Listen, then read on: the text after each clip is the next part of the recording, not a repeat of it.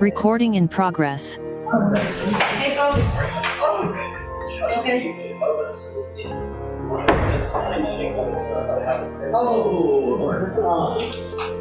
All right.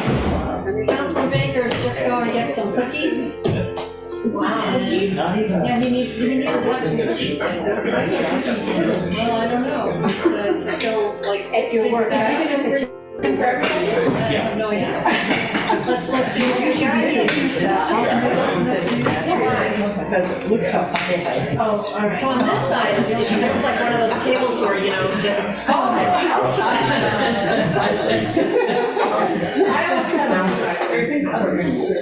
Sure.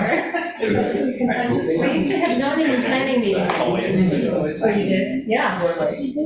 This one has good times. Oh, they did. Some did, yeah.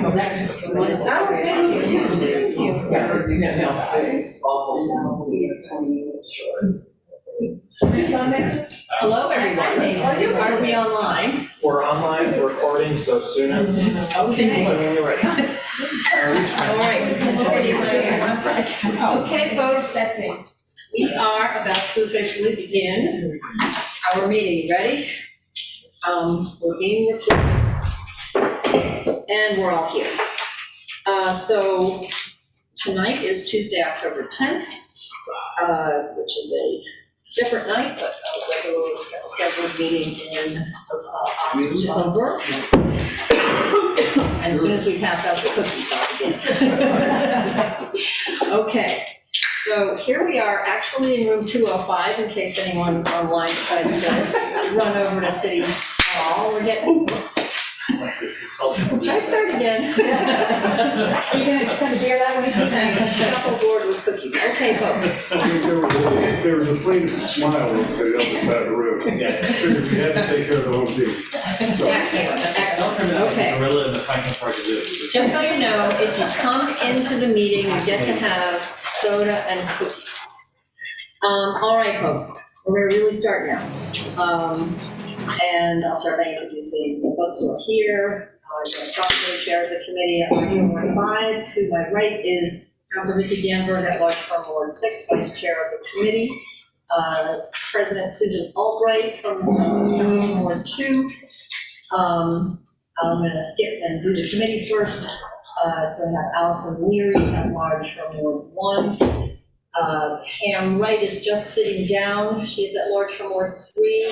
Councilor Loud Baker is here standing, and he is Ward Councilor of Ward 7. And a little bit behind me, right, is Holly Ryan, Ward Councilor from Ward 8. And joining us online, also from the committee, I saw him a minute ago. There he is, Councilor Josh Krigsman at Large from Ward 4. We are also joined at the table by Councilor Marie Wenger, and I am seeing Councilor Andrea Kelly also joining us online. I see Peter Dorringer here from the planning board. I'll introduce, see if somebody else comes in a minute. We also are joined by Councilor Alicia Bowman online. Mr. Dorringer, I think it's just you and Amy Dane who are here from the planning board. Is that right? That's all I see online. I can't see who's in the room with you. Okay. If anyone. There is from the planning board here, but there are, except for Director Barney Heath, who's here with 2 hats on. And we also have from the planning department, Zachary Lamel, Chief of Long Range Planning, and Jen Tyra, Associate Director of the department. We are also joined by 2 members of our consultant team, Tim Love and, oh boy, it's been a while since I've seen you. Lauren Rapport, right. I knew that, I really knew that, okay. We're happy to have them here tonight for any questions we might have. I've seen them for a bit, and we've been through the rest of the public hearing. So, we also are, as usual, joined by our committee clerk, Jacqueline Norton, and I also see Andrew Lee from the law department here with us tonight. Okay. And I also see Joe Iadonisi from the planning department as well. Okay, so, and our intention tonight is multifold. We're gonna spend the evening, except for one item at the end where we're going to set a public hearing, debriefing from our public hearing, talking about some of the issues that came up. The planning department, of course, wrote us a memo highlighting key issues that came up and reasoning behind where we are today, which Mr. Lamel, you plan to summarize that for us, or nope? Okay, well, we'll just have to ask questions. And of course, I think we'd like to have like a broad discussion about some of those things, and then any amendments that folks have. I am aware of some of them are in order. Of course, amendments are also in order at the full council, so I will say that I am hoping that after all the work we've done, and after we get through some of this discussion, that whether or not it's tonight or at our next meeting, we can move this product through to the full council for our deliberations as a council. So that I'm gonna hear from you all and see where you think we are and what you think we need to do. Like I say, again, I haven't heard anything about any amendments folks have wanted to put forward or are thinking of putting forward, except for some potential map changes in Manton. So, Councilor Baker. So, I guess, as I recall the public hearing, we had a number of people speak in favor and a number of people who spoke in concern, but there were some specific suggestions that were made, as I understand it, by several people.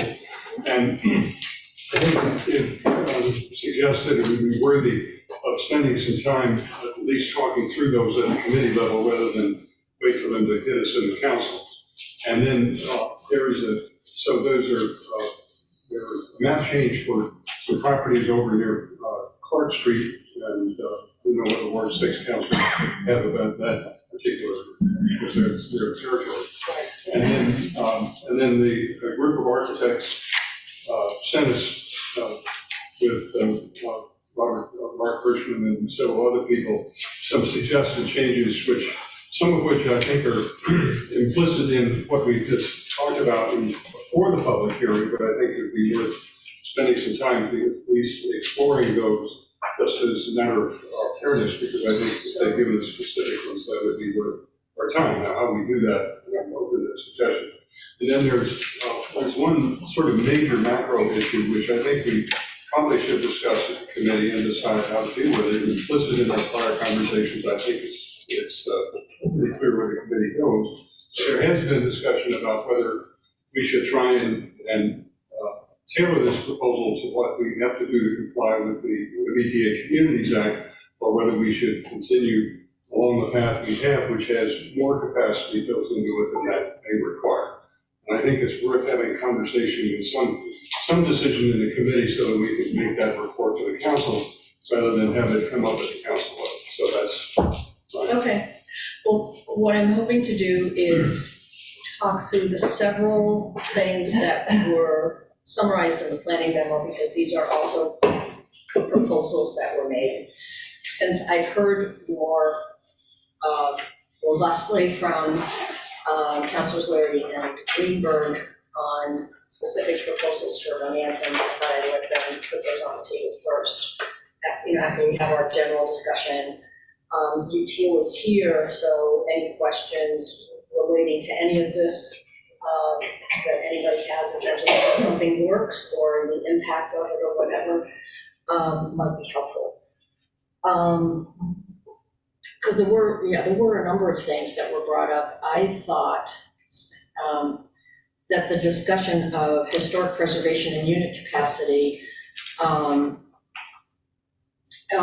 are important to have at this table in public for clarification, if nothing else.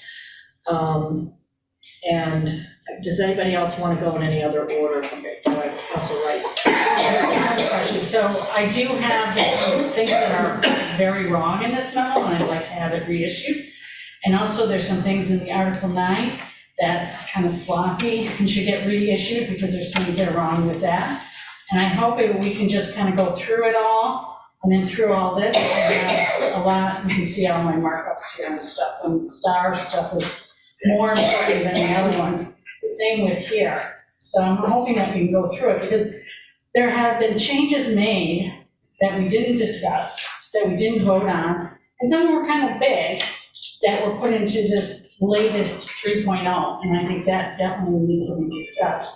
But there's also just some sloppy things. It doesn't, I got a headache reading this, because like one thing will say this, and then this will say that, and they just don't work together and stuff, and so there's a bunch of cleanup that needs to be done in here, and some more refinement and definitions and stuff, because if UTIL actually did it according to what's in here, Did what?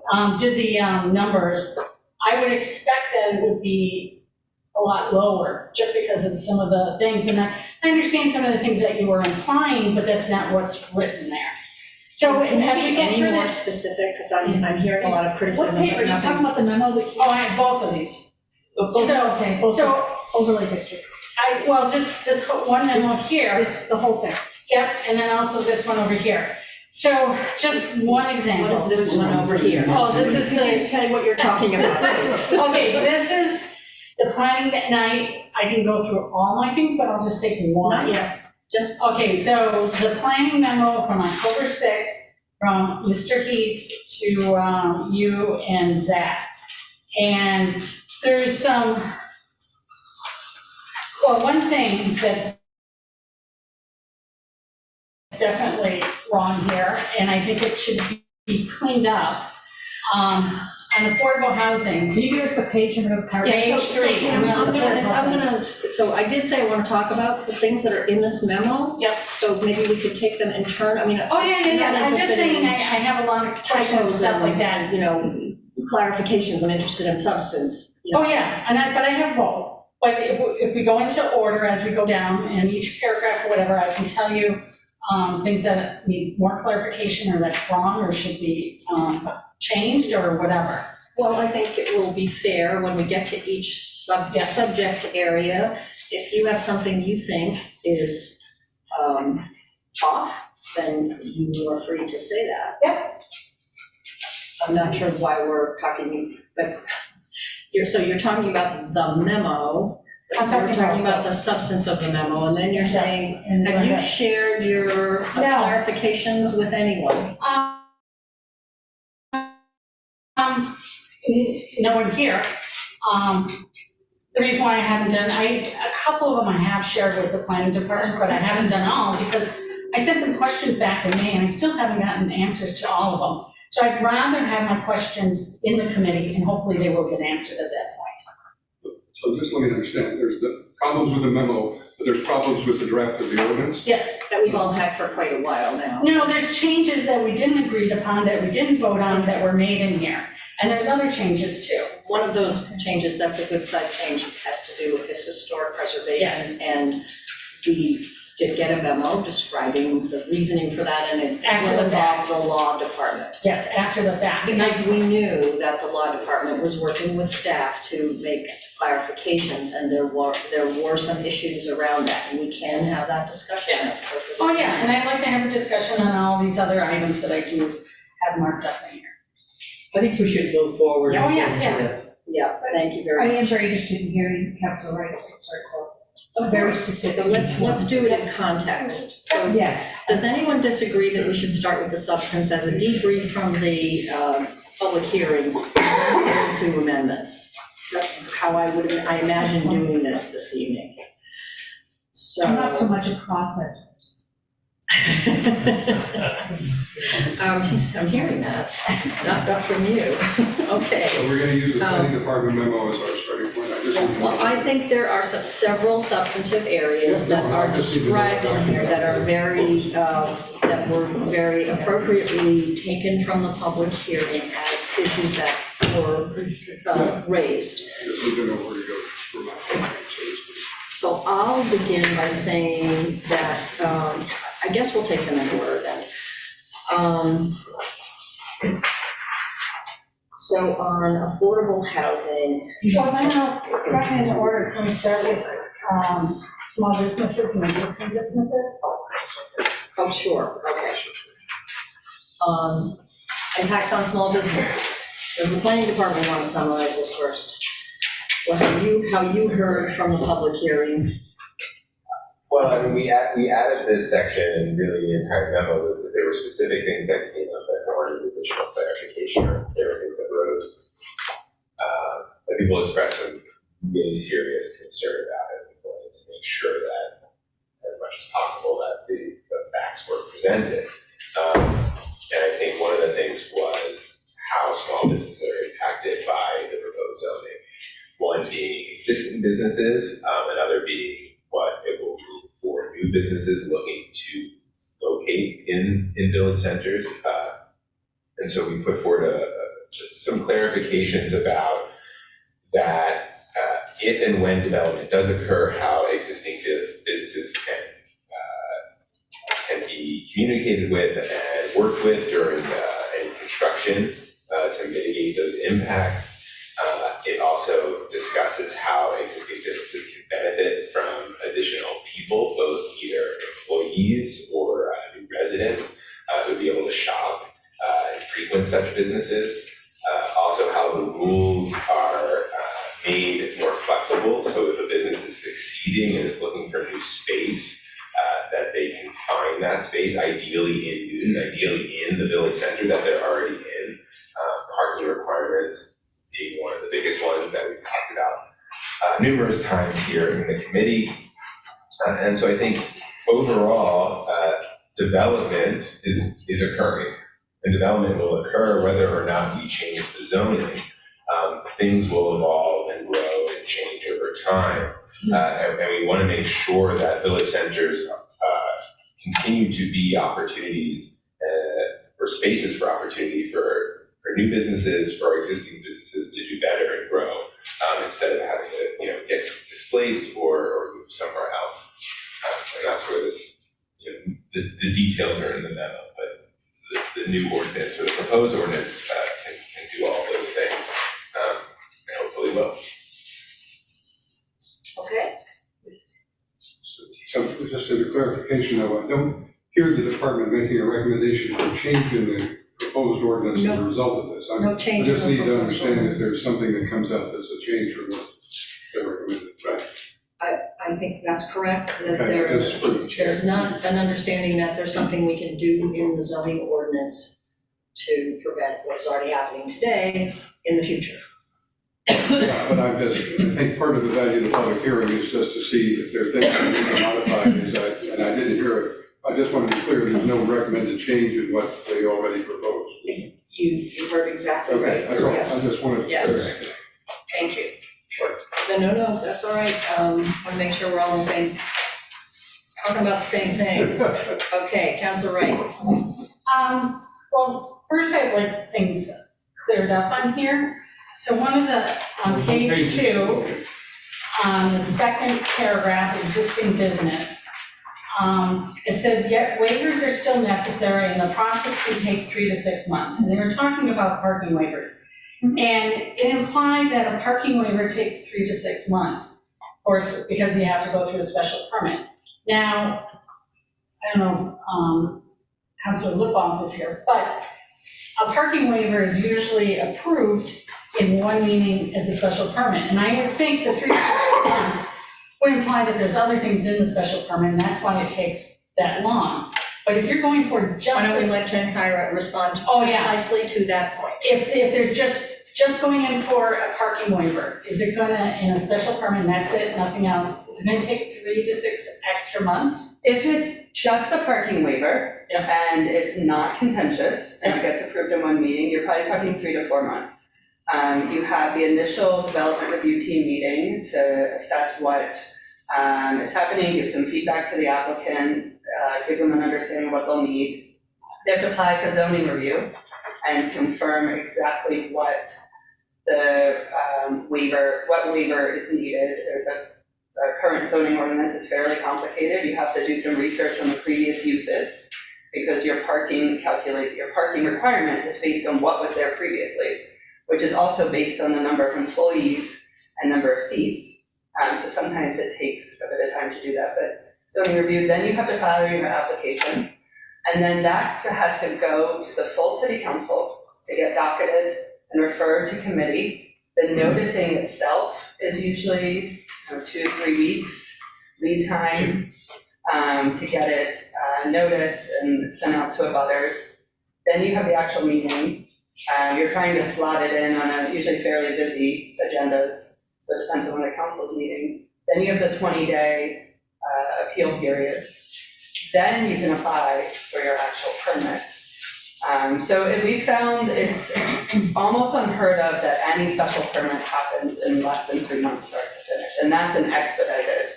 What we have seen for parking waivers is often requests for that the applicant do parking studies. I remember when Moldova tried, I don't know who remembers, when they tried to expand or into the space that they now occupy. That took multiple meetings. They had to go out and do multiple parking counts and parking studies to understand capacity along the street, make a number of concessions, some mitigations put on. So they often do take multiple meetings. But yeah, it just, what you see when it comes to land use is one sort of blip in the process. So even if it's one night, it's still at least a 3-month process. Plus there's risk involved. You don't know going in if it will get approved. You now have that special permit recorded on your property for all time. So anytime you come in to do anything, there is an extra step in the process because someone has to look at that special permit, see what conditions are on there, look at the plans, make sure you're consistent with the plans, have an extra level of review before ISD even takes it in and starts their clock for a building permit. Thank you, and I'm gonna call on Director Heath to start. Just really quickly, then I can get the details for the committee, I don't have it with me tonight. Camella's moved to Austin Street into an existing commercial space, and I know how frustrated they were as a Newton business with the delay that they had just because of the parking requirements. And I know John Sisson was quite frustrated with that, so that whole experience was not something we want to repeat. So thank you. I hope that everyone online heard this too. Councilor Lipoff, I see that you've joined us. Did you hear the conversation about how long it takes to get a parking waiver as a single item for the Land Use Committee? Absolutely. I saw that Councilor Wright tried to get to me. I was just signing on, and there's really not much more to add to that. The people from planning just laid it out exactly how it works. And some of the things that we're trying to do on land use is to clean up some of our rules that stand in the way, that need to be clarified, and any way we can take off the time it takes to get a special permit is something good, because we are in the business of supporting our customers, which are our constituents, and businesses are our constituents as well. So just before you, so the contention was that this is not correct in the planning department memo, which I think we just put to rest. It is correct that it takes this amount of time, even when I think what Ms. Kyra outlined is a non-contentious, simple application, the minimum amount of time it would take because of all the various steps. Am I right? Absolutely. Okay. I concur. So can we go on to the next item? So the next thing, which this has come up multiple times, and maybe the law department can weigh in on this. On the next paragraph, it talks about 3.5 to 4.5 floors maximum in the village centers. Being an engineer, it's a lot black and white. I think maximum needs to be removed because you do have the option of a bonus, which is not a special permit, to add a floor. So whenever you say 3.5 to 4.5, it's not really the maximum that is allowed there. So I think maximum, wherever you put it, and there's other documents where you say maximum, I think that should be removed because it's not the true maximum that is allowed by right. Comments? Councilor All right. So I get where you're coming from. I think the word maximum should not be removed, but we should add a phrase there that says unless there's an affordable housing bonus. Yeah, you could do it either way. But the word maximum should be there because it is the maximum. It's the maximum by right, Yeah. without special Well, with the requirements. bonus of 1 story for extra affordable is by right too. It's an extra requirement, however, so I think it's better to clarify so we know what we're talking about than it is to remove something, because then it's completely misunderstood. Councilor Leary? Just to be clear, that affordability bonus of 1 story, my understanding is that the whole building has to be 25% affordable at 65% AMI, Yes, which is not so easy. And I understand, and I don't expect it to happen very often, right. but a maximum is a maximum. And it's only in BC Okay, I think point 3, not taken. BC 2. So I'm fine with adding that, but it's Clarifying clause. It's a memo, however, this is, Yeah. we're not talking Yeah. about what's in the zoning. Well, What's in the the zoning zoning is comes crystal up there. clear. Yeah. So, okay, let's move on, please. Can we just say maximum allowed by right?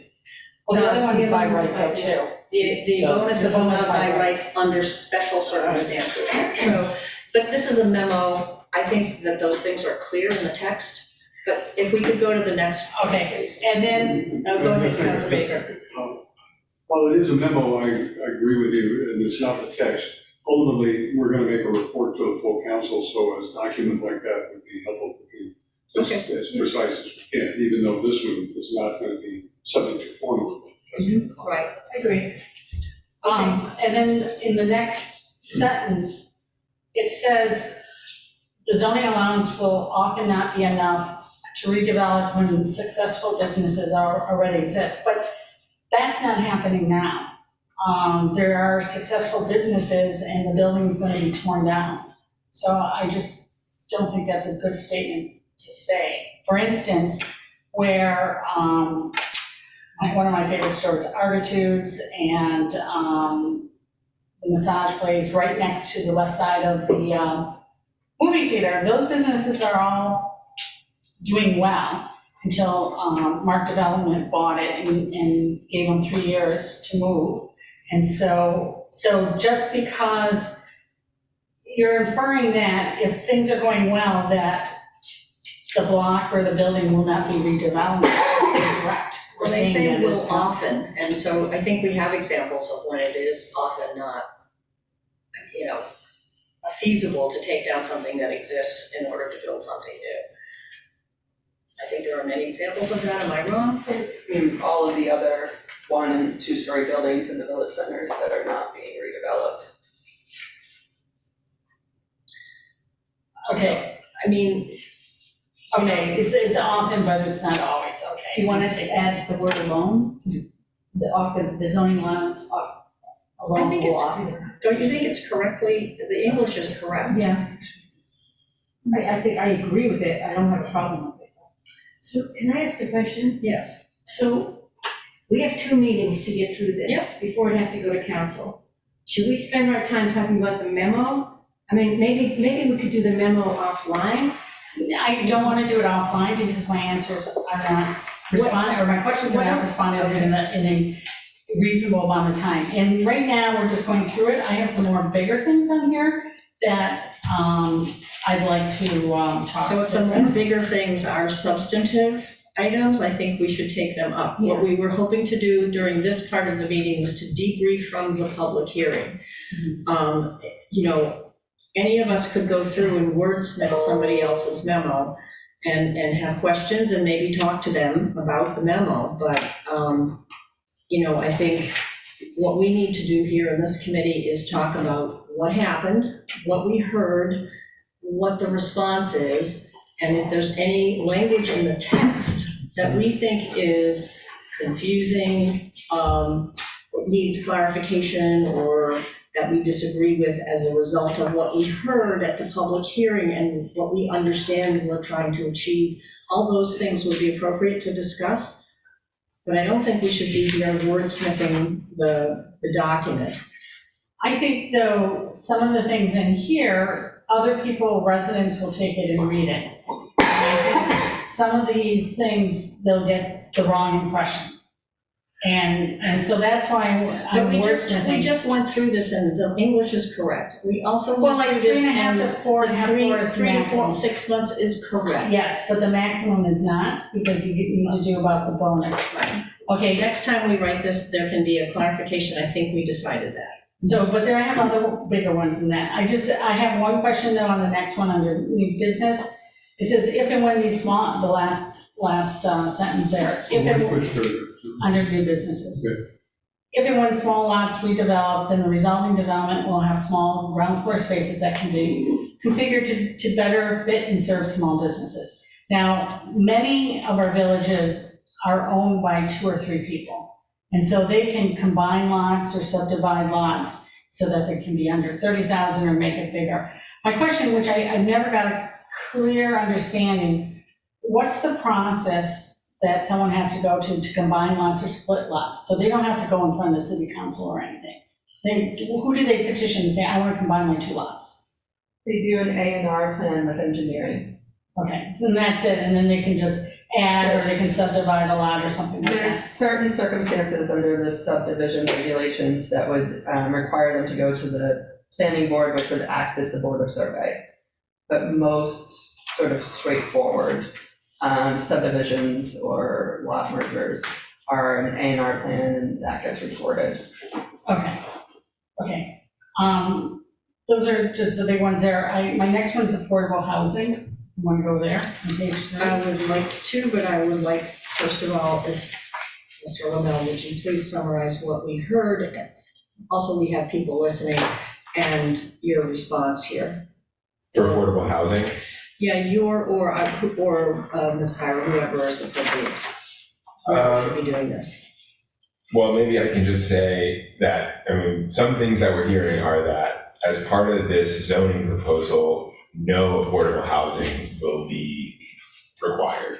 That is something that is being said, that is something that emails about.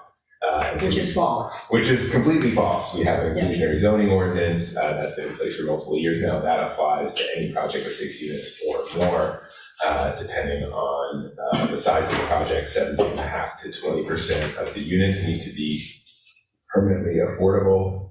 And then through the affordable housing bonus, which we've been just recently discussing, that would go up to 25% of the units would need to be affordable.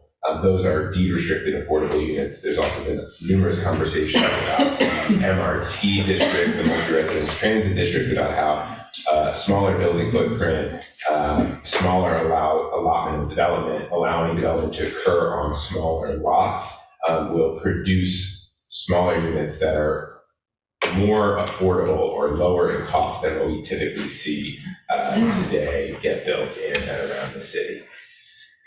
So you just explained the 2 ways we are targeting some more affordability for more income earners. One is deed restricted. Correct. And regulated, and the other is by encouraging and even requiring smaller units. Yeah, what we could say is more entry level housing, if you can call it that, in a very expensive market that we are in.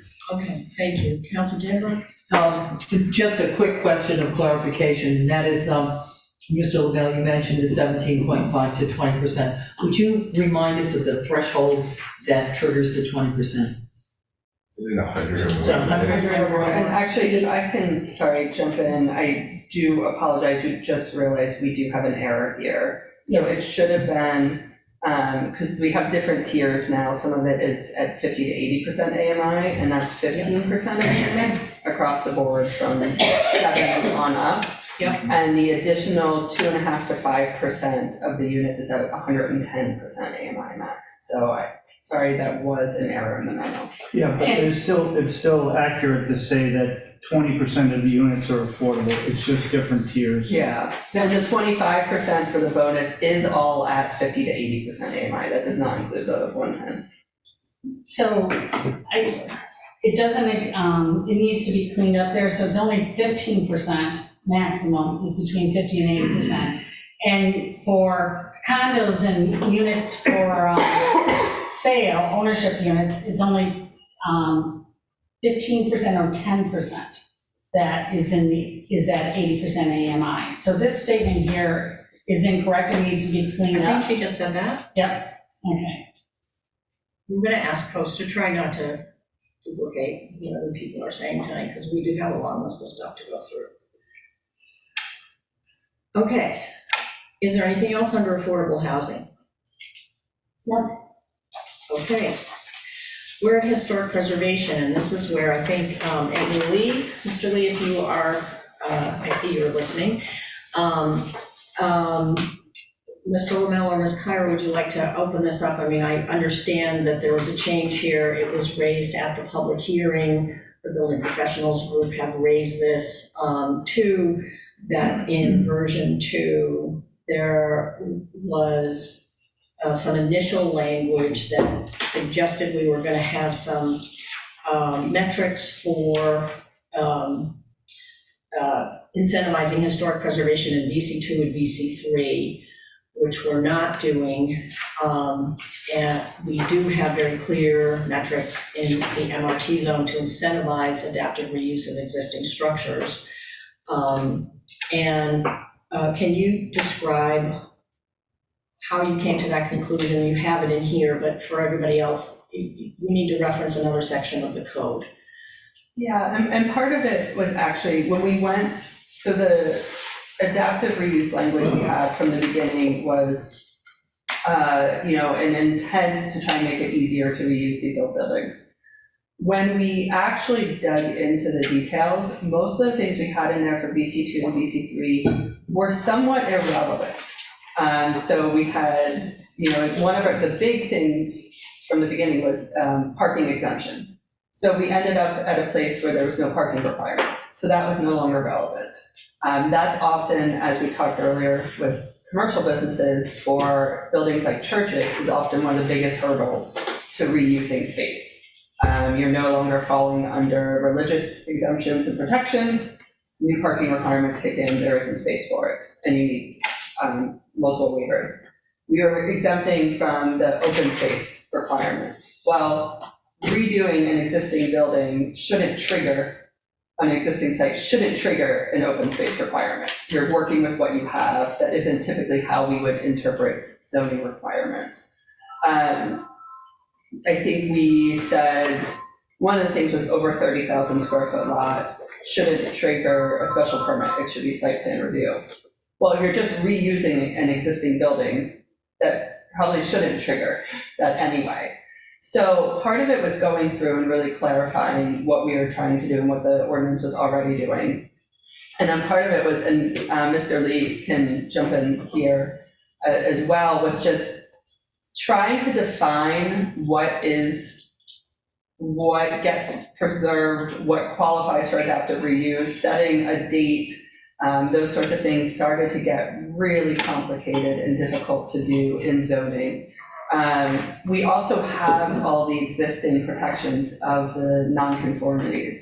So our existing ordinance already allows extensions of nonconformities. There's some de minimis, but just about anything can be granted by special permit. So rather than trying to figure out every possible scenario for a building that may not fit exactly into the VCOD, that may want to do something beyond just converting the existing space to different uses, which should be straightforward under the ordinance, we thought it was best to rely on our existing process for nonconformities. So if you do have, say, a church that's exceeding a footprint already for that zone, and they wanted to put an addition of some sort, they could come in and ask for a special permit to do so, to extend that nonconformity. Same with a setback or a height, something like that. But really one of the biggest hurdles was the parking, and taking out the parking requirement, it really makes that a lot easier to reuse those spaces. Okay, so in summary, you went through all of the incentives you were considering and found that either they became irrelevant because of other standards we have in the draft, or because it's covered in some other section of the code and you referenced that section.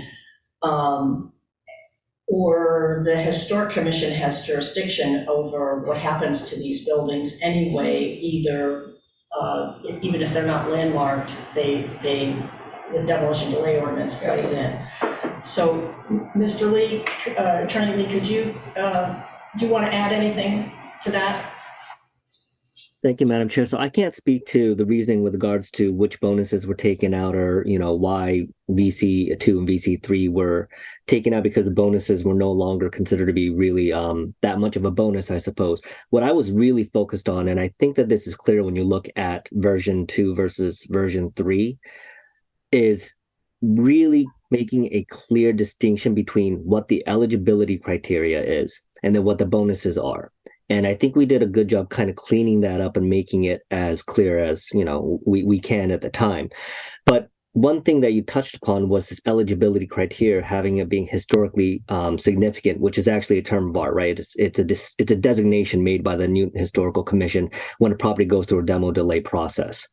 So that is wholly within the purview of the NHC. It's not a zoning control by any means, and it simply is there for our demolition delay ordinance itself. So if that was a criteria, it would be problematic with regards to how that would actually be implemented, how a property that's going through demo delay or even hasn't gone through demo delay would fall under this adaptive reuse criteria. And that's why we worked really hard to clean it up and to make this really clear, bright line rule of how well it could be interpreted, how well it could actually be implemented in a way that it will actually have a meaningful impact. Thank you. Councilor Wright. So I did a lot of reading and did my homework, and the sections that they reference, 7.8.2, non-conforming buildings and things like that, and looking at where it would really pertain to the village centers, because most of it is on residential, and I think this needs to get cleaned up anyways. But every building over 50 years has to go in front of the Newton Historic Commission anyways. And for instance, in West Newton, the building's right there, that's part of the process that Mark Development went in front of the Newton Historic Commission and to tear down all 3 of those buildings, including the theater, even though he has a buyback and stuff, and he built it in his process, so it's gonna take, I don't know, a year or 18 months. But here you're saying, okay, they can go and get a special permit. The whole idea is, you're saying on one way that, special permit is too hard, we don't want people to do a special permit, we want to do it by right. But now they're saying, well, if you want to keep the building and they want to expand it, they got to go do a special permit. So most people know building new is so much easier than reusing old. So we need to have some incentive, and I don't see an incentive here. So basically, everything for the most part is going to get torn down when it's going to get redeveloped. And even buildings like the Stevens building in Newton Highlands could get torn down if they want to do something. In Newton Center, in the core of the Newton Center, there's nothing there landmarked. So any of those buildings can be torn down. There's a couple in the other places. There's nothing here for incentive to adaptive reuse in VC2 and VC3, and I don't think it works. I think this should be run by some developers. I don't see any incentive here to do it, and this is something I'd like to see. Okay, I think we get your point. Ms. Keller. Sure. So, we agree. We went into this hoping to find some incentives.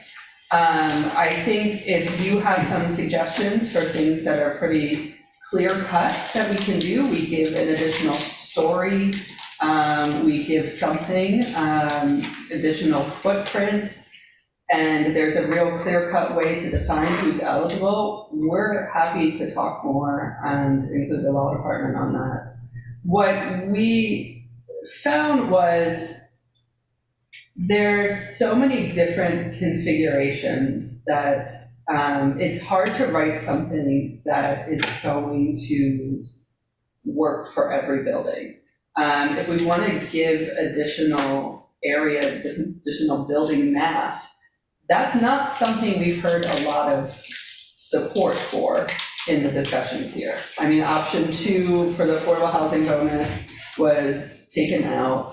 Haven't heard a big push to allow for these buildings to be even bigger. what we would also, I think, want to ensure they retain some of that historic fabric in doing so. So we thought the best way to do this was to make it easier to change the uses. A building like a church are very rarely torn down. So that's not going to happen overnight. Someone's going to tear a church down because they need to get a special permit to extend some development rights on the site. We're not saying special permits, there should never be special permits. I think what we're saying is there is a time and a place for them. And there are some things that are pretty straightforward, like parking, where we think we can expedite that process.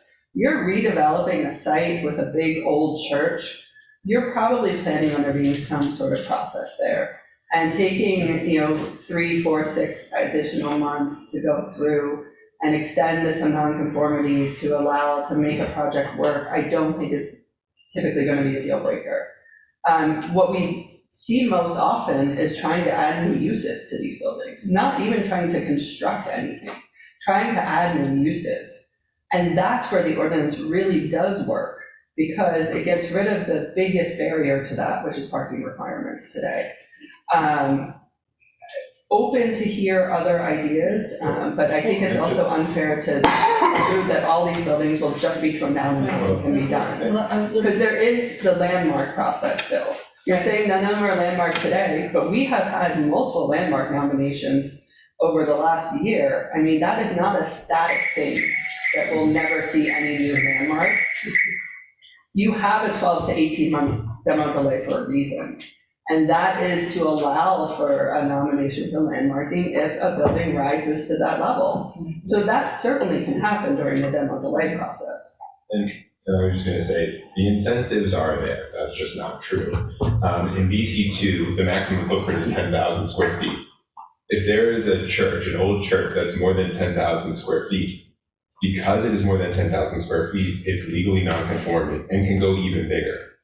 No new building can go more than 10,000 square feet footprint, period, in VC2. So if a building, a church is higher. 12,500. Right. So they can go with a bonus by doing more affordable, which hurts them, which is just harder to do.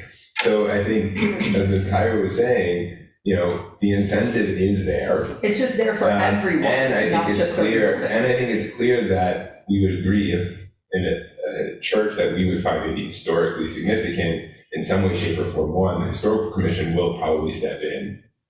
Or if they don't, that's exactly what the special permit process is for. So these are the things that be going for a special permit, not these parking waivers. Okay. So I want to say one more thing, and maybe you can respond to this, Councilor Wright, because I think recognizing all of the things that they just said, you lobbied to add a VC3 designation to a church property across the highway. Yep. In order to protect it. Yeah, and the thing is, churches I have no problem with, and I see the adaptive reuse. I'm thinking of Union Street, with those cute buildings there, and I like to keep that facade, and if he wanted to redevelop it, is go behind it and add, a couple of stories back there.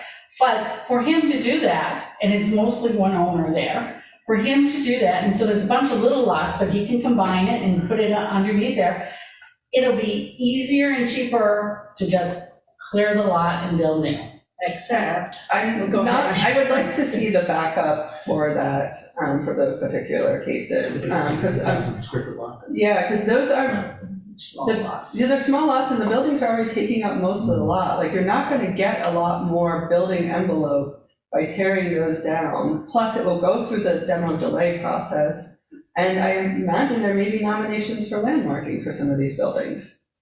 Those are very small lots, and they're already 3 stories tall. Yeah, what do you mean? And filling their sites, which is exactly the recipe for not making a change. And again, to return to a previous theme, successful businesses that are doing well, which I think would lessen the economic incentive to redevelop. In 2 to 3 story buildings already, even more so. 3-story buildings. 3-story buildings. Okay. So I think we've. Councilor Bowman is Oh, I'm sorry. Where is she? Oh, online. Okay. Hello, Councilor Bowman. Please go ahead. Thank you very much. Can you hear me okay? Very well. Perfect. Okay, so I just want to respond to the comments we were just discussing. In Ward 6, the Ward 6 counselors spent several hours and several off hours meeting discussing each and every potentially historic building in Ward 6. And we went through that exact exercise. How big is the building? What is it being proposed zoning? And every building that we looked at, there seems to be little likelihood that the building would be torn down to make something bigger, because what could be built under VC2 or VC3, depending on how it was designated, was either the same or not that much bigger than what's there. And those buildings are beautiful and iconic, and at least as they exist today in 2023, they're beautifully maintained, and we could just not see those buildings being torn down. And I would just, the Ward 6 counselors are on this. We have, we didn't look at the rest of the city, but we did look at Ward 6, and we're on this. And we did meet with Doug Cornelius to review the process of landmarking them, to get his input. He actually suggested that preemptively landmarking buildings before there was a risk of them being redeveloped just made the process that much harder for them to do normal good maintenance on the buildings. And so that was not his suggestion of what we should do. His suggestion was to just make sure that the zoning isn't so strong that there would be some incentive. So I think the incentive is there with the zoning to just keep them as the way they are. Most of those buildings don't have additional room to develop for the most part, or a willingness of the building owners to give up the few parking spaces they might have behind a few of those buildings. So I feel very comfortable saying, at least in Ward 6, I feel very comfortable saying our historic and iconic buildings will stay, even after we pass this. So thank you. Thank you, Councilor Bowman. Anybody else? Councilor Danbury. And I concur with that. Thank you very much for giving that explanation, Councilor Bowman. Yes, we did meet with Doug Cornelius, and none of the buildings that Mr. Cornelius and the three councilors identified as significant buildings look like they would be redeveloped for the reasons that we've given here. Okay, thank you. Anybody else on this topic?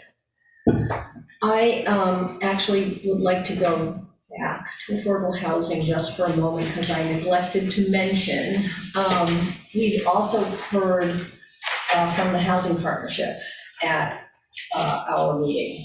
And I'm not going to suggest we take this up, but I just want to put it on the table because there was a clear and very different proposal made to us by the Housing Partnership, which I think, I want to hear what you think, deserves a lot more study and understanding. But they wrote us a letter as well, asking us to reconsider the second story bonus because they felt that mission, how it was said to me, is mission-driven affordable housing developers could package subsidies and incentives to achieve 50% affordable units. I actually followed up on that with David Rockwell, who's the one who presented it, and then I talked to Elizabeth Heyer as well.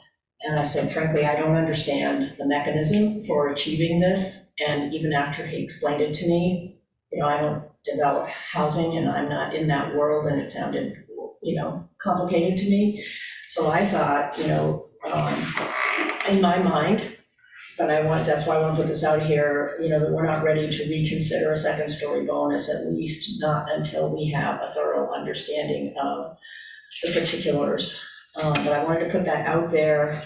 I don't think it's something we need to vote on, but I wanted to hear if you have any different thoughts. Councilor Wright. I'd be willing to do that if we lower VC3 down a story.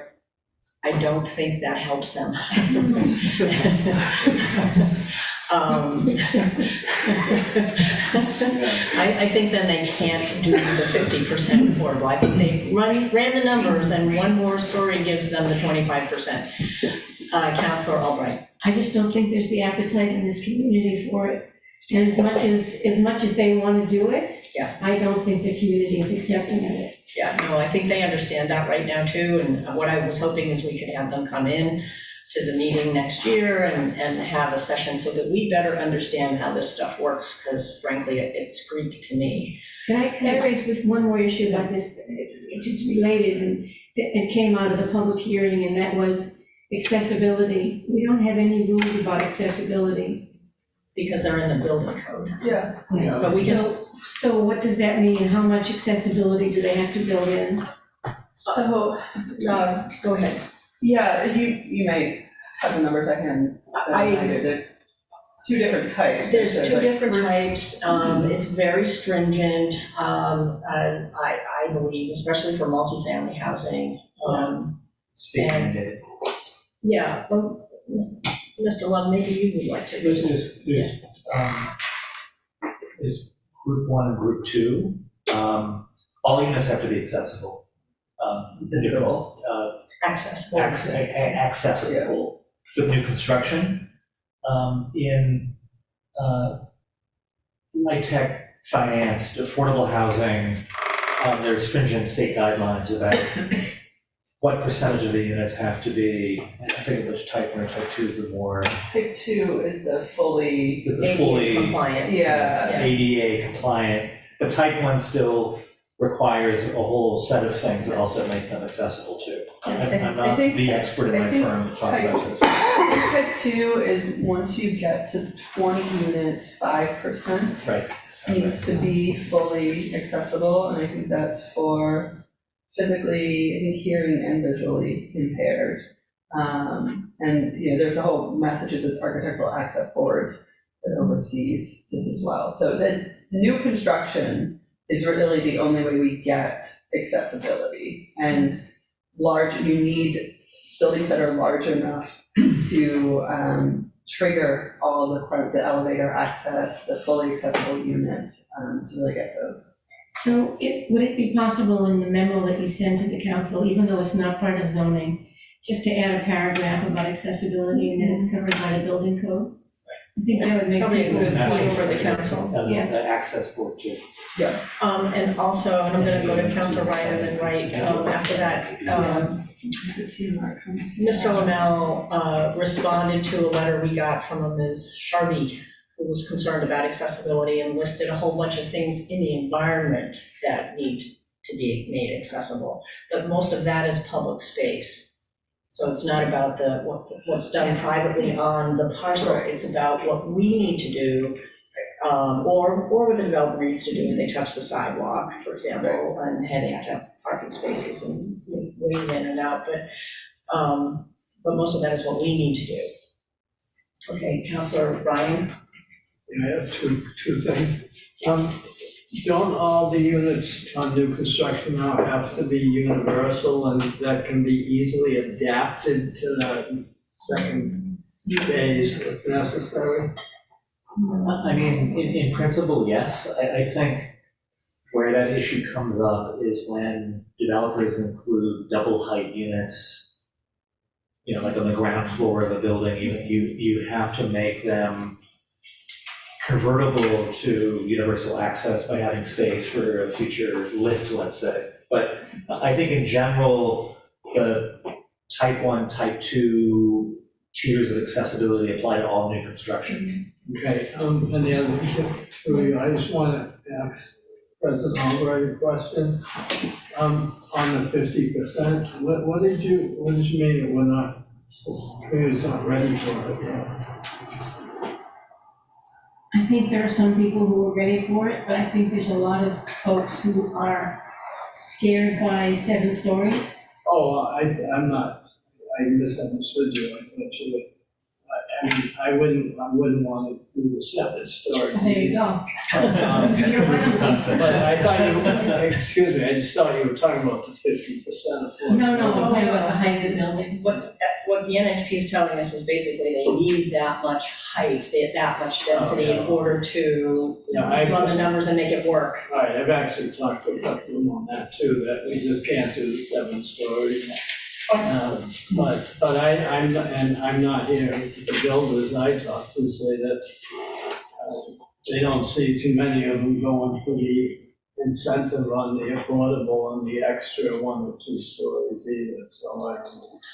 Well, that's why I think we would benefit from a session with the housing partnership. We're probably talking next year. Next session. Next term, and so we can learn from them what we would need to know to even think about this. I mean, That's all right. one way for them to do this is, so we're allowing 6 stories in most of the village centers. With the bonus, they're at 50%, they can go 40B. And get an extra 1 or 2 stories would be pretty easy. Can I just, can we? Yeah. I think we understand that we're gonna wait. I'm sorry I had to go back, but I wanted to get that on the table, and that was the more appropriate section. Can I just add one? Sure. I still worry that, with all the overlay and everything else, and we're just not gonna have enough space to get enough affordable housing that anyone can actually afford to live in. So recently, the 40B on Chalmont, and now when I spoke in front of the ZBA last week on 528, and, right before I spoke, all of a sudden they came up with an offer for 20% more affordable units there, and Chalmont is doing 19. They gave us a number at the last meeting we had with Northland on that, the 40B across the street. They gave us a hard number of 19 more affordable. So and I keep pushing for this, not just here, but when I'm talking to them one-on-one. And I just think more of us have to keep pushing, because it seems to be the only way we're gonna get it. And I have trouble, I just have trouble with the whole massive amount of housing, and there's still not enough real affordable housing. Well, I think this is all why we want to have this at a separate meeting, not try to weave this into this discussion, because I think there's a lot. Well, I'm not saying we should. I know. I'm just saying that right now, the way it is, we're not gonna get enough affordable housing at 50% or below. Right. We do know that more affordable housing requires more subsidy. I'm gonna say, I don't understand where all the subsidies can come from, but I think folks on the NHP have some idea, so if we could learn about that, then we would know what we could push for.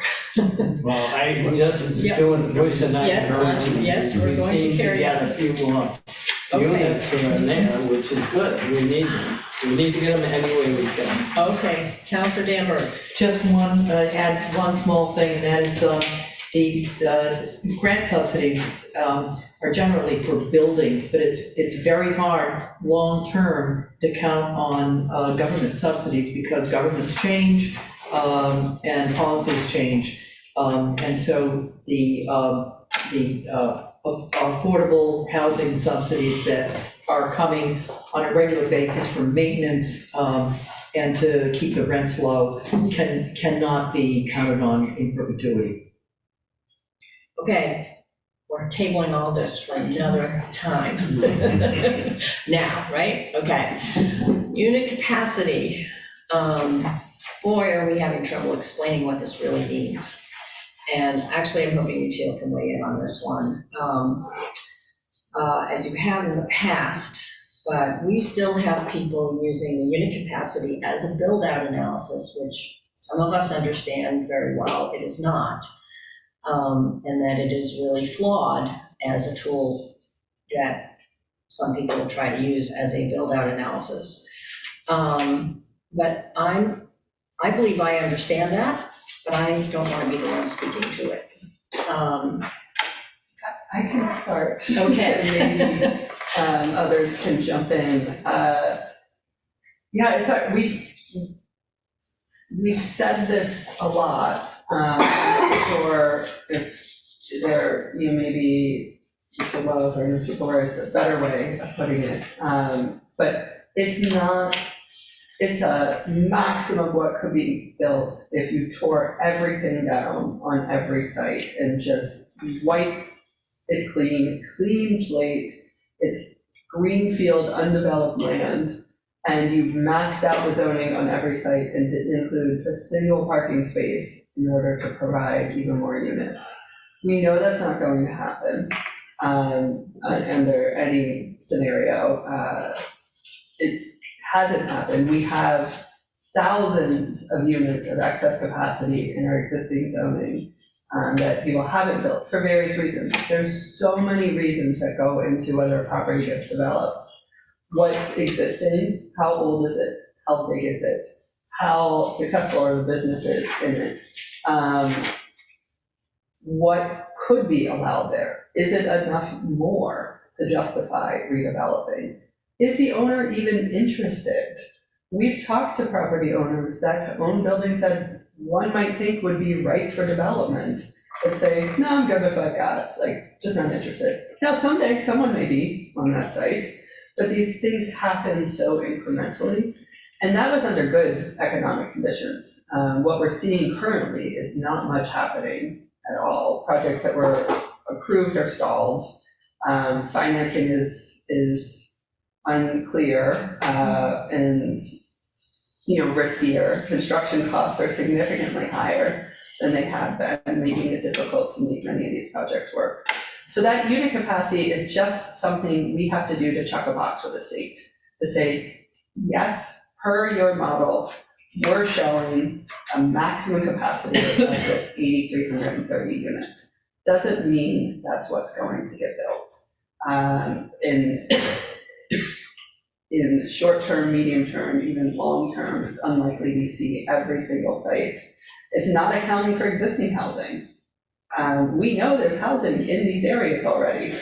This overlay sits on top of many, many homes, apartment buildings, things like Trio and Austin Street, recent developments. They're not accounted for in that. This is a gross number. It's not a net increase. So when you say the 8,300 or the 9,000 or 10,000 or whatever number you use, that's not an increase. That's not taking into account what's existing. And it's not a realistic number. We hope we see development under this. That's a lot of the point, is to make it easier to build housing. But we don't expect to see those sorts of numbers anytime soon. Well, I think Councillor Bowman's story about in Ward 6 about what was perceived to be a threatened area because of the new zoning, and in their analysis determined that the existing density and quality of the buildings meant that none of those would be redeveloped as the perfect microcosm of the story. I think the other piece of it is that this is a request that's come up through this process, but I suspect that Newton has never in the past done a capacity analysis of your existing zoning. It hasn't come up as a policy question at all. So I think it would, if the city was going to pursue this, it would have to do an apples to apples under the existing zoning first. And I suspect that the delta is actually pretty small. What this does is it incentivizes infill development on smaller parcels instead of waiting for development entities to aggregate parcels so that it's worth their while to pull the trigger on a special permit. So I think we see more right-sized projects that actually fit in better. But just to reinforce what Jen said, this is not this number does not represent a number, if we were to calculate it, that any policy should be derived from. It makes no sense. And if you were going to, if this was a number that is needed to do some sort of analysis, I know what comes up is schools. You have declining enrollment, but what we hear is concern about schools. I would assume you'd want to know across the whole city what that number is, because zoning exists for the whole city, not just for the village center areas. And like Tim said, comparing to what's there now, because we already do allow for housing in these areas. We also have the unknown of the rezonings to MU4, which is typically how it happens. But you also have thousands of single-family homes that could be two-family. The one other thing I'd like you to, if you don't need to opine on it, but you could, because what I keep thinking is, MBTA assumes a denominator of 1,000 square feet. And that's a total number against the total square footage in the building. So you take Gross area, right? 20% away for circulation in most multifamily buildings, you get an 800 square foot unit. All units are not going to be 800 square feet.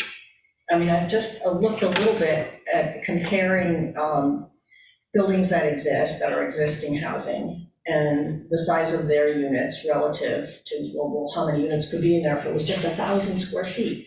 And you kind of double it, because units are more likely 1,500 square feet, or 1,400 or 1,600, or something around that range, 2 or 3 bedrooms. Sometimes you'll get a 1-bedroom, 800 square foot unit, and we need more of those, but, these are just arbitrary numbers, so that's, thank you for all of that. So just one last comment, the benchmarking was a strategy by the state to come up with a formula that would apply across the board for all the MBTA communities to, as a policy tool to get the communities served by the MBTA to do the right thing. It wasn't meant to be, it was to motivate this group, the council, to come up with the best possible land use policy to allow for multifamily housing close to transit. And they spent some time looking at different formula models. Our former Will Cohen, who unfortunately left UTL to join the city of Austin to head up their rezoning efforts, was part of the committee that looked at a couple of different equations before they arrived at this one.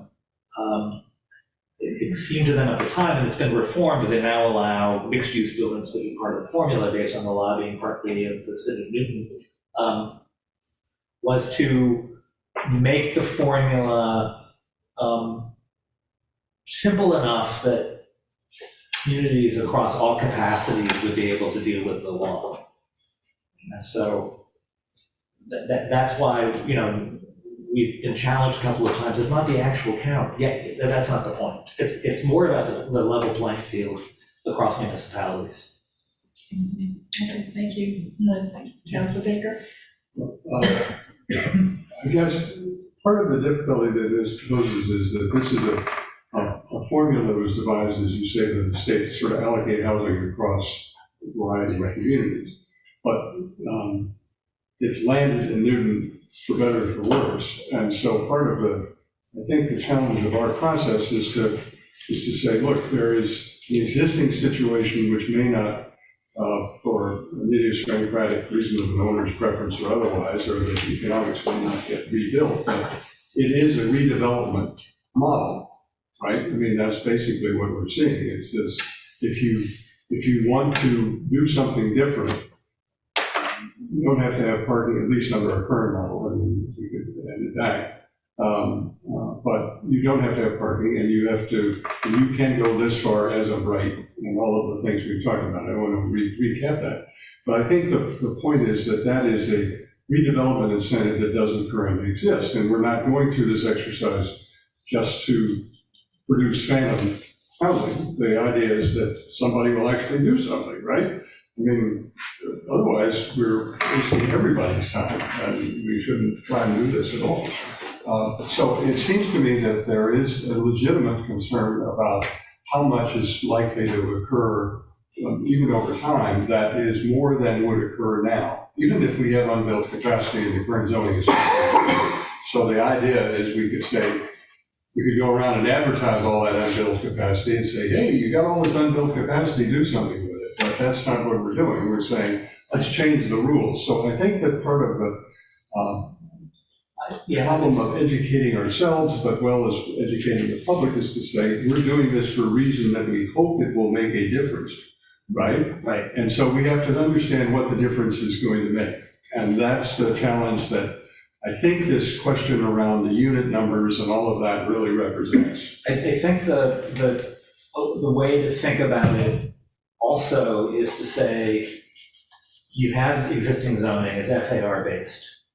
And we could say, run that analysis. You might say, well, that's not fair because you have to get a special permit to exercise your full rights to that FAR. But that what if is as much a what if as the other qualifiers on the propensity for redevelopment, which is, one is the difficulty of a special permit. The other is the right of each property owner to decide to redevelop or not. The third is development cycles. The fourth is existing embedded value because there's a certain density on the site and that happening or not. Those are all. I understand that. And pretty soon you get to the astronomical equivalent of a three-body problem, right? Exactly. Okay, I gather that, but I do think that we are doing one thing right now where we're saying you can keep the old zoning. This is not a change in the sense that the old zoning still exists. So whatever development capacity is there is not being wiped away in reference to this. So we're really, I think, ultimately all going to have to understand and explain what we anticipate will really occur in order to make this clear to our colleagues and to the public. That's the problem, that the formula is the only game we have. That's what the state has given us. So I think one other question is the zoning. Let's say the zoning, by some miracle, the zoning's passed. I'm sorry, I just couldn't. Let's say by some miracle the zoning passes in a couple of whatever In some that ways. happens, and the market responds, and development happens or doesn't happen, but in probably measured increments because of development cycles and things. I suspect the way that over the last 10 years, the council has tinkered with even your existing zoning code. You're not going to approve this code and then disappear for 100 years, and then some council 100 years from now is going to look at what happened to the city. There's still going to be opportunities to tinker with the code. So I would say that the best proof of all of the assumptions we're making is to give the code a try. Well, that's the kind of risk management strategy that we have to decide to take. I mean, because either you say, well, we're doing something where we don't think anything will happen because of all these constraints you just indicated, or we're doing something where we think something will indeed happen and there will be buildings torn down and new buildings built. And part of the anxiety that this is producing is people are very much concerned about the latter. Right. And so I don't know if we can solve this problem tonight, but I do think the question of what is, as you say, what is the reasonable delta? Because if the delta is zero, we've all spent 2 years on a grand exercise. Right. And run you out I would say the wilds of Newton in the evening. I guess I would like to instill some confidence in this group, but I don't think, except for 3 or 4 cases, there's ever been as much scrutiny, analysis, and care put to a zoning code than the village center zoning. So if this group doesn't think enough analysis has been done and enough care hasn't put into every nook and cranny of the code, I think that's a critique of all of us. I'm not worried about that. I think there'll be plenty of scrutiny. What we're all trying to ask is, what is There has the been plenty of Here we scrutiny. go, going. So that's what he's saying. He's saying, give peas a try. Well, what we're worried about is whether You don't like peas. The alternative is whether we're really buying more. That's the alternative. So this is part of the challenge, I think. Right. I don't want to, we can't solve that tonight, but Right. what I'm hearing, just to be responsive to the memo, is that the mechanism that the planning department and the state has used for calculations is a gross number that's designed around a complete tear down and complete build out of every site, right? Exactly. That's what Ms. Garza. Right. You're saying that something less than that is likely to occur. We assume it, however, is going to be more than what is occurring now. Otherwise, why do this? Right. So it's that, now, we don't know what that increment is, but I think it's the conversation that we're trying to. Right. I also just want to point out, it's more, but also different than what we have today. It's not just about getting more, it's about responding to what we see today. Getting better. And getting better. So the critique we hear today is that the only way to make it work, as Mr. Love said, is you buy up a whole block, and then you redevelop that whole block at once with something big, because that's how you mitigate the risk of the process and the zoning and everything that comes along with it. Today, what we're saying is this is a better way to see housing get built and see development, is allow it to happen more incrementally, make it easier for smaller Our development. argument is that there's a qualitative difference and not just a quantitative. Yes. And I'm saying the part of the conversation that was quantitative for the moment, that may be offset by the qualitative, but it's still a reasonable question we have to get at some point. Yeah, I think just I know that you have a lot to get through, but for example, there was a lot of care with the MRT that you're incentivized to keep the existing structure because you can actually include more units on that parcel than if you do a tear down from scratch when you can only do 4. So the MRT especially, which is, I would say, the most sensitive relative to our districts and kind of preserving the character, that's a much better code now, I mean, the proposed code than the existing situation in terms of tear down and what the incentives are, which incentivizes tear downs and big units. So I think and then in the VC2 and the VC3, there, and it's even pointed back to the discussion about preservation, that limiting of the footprint size, which is the thing that makes, even in those 2 districts, buildings more compatible with the historic buildings, is, I think, this distinguishing feature of the code, unless you go to a special permit over a 30,000 square foot lot, in which case all of these issues are thrown back to the council like today, in the special permit. So I think that, with the revisions that have been made over the last 6 months, the code is very, very strong against all of the questions that have come up. And I don't think understanding and seeing the full build is going to have a consequence on that. Okay, thank you. There's some people lined up would like to speak. President Albright and Councilor Leary. So I did want to say first that at the Chambers meeting that they had that talked about all of this stuff, they had a woman from the MBTA Communities Act, and she specifically said, this number is not a build-out analysis. So I suspect that the fact that it's part of her presentation means that this number is causing anxiety in 177 communities all across Massachusetts. So I just wanted to say that we're not the only ones where people are worried about that number. But if you look at the MU4, which we did we finished it in 2015, it's 8 years ago.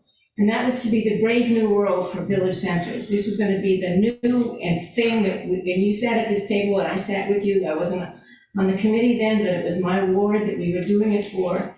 It was great. We spent a lot of time developing MU4.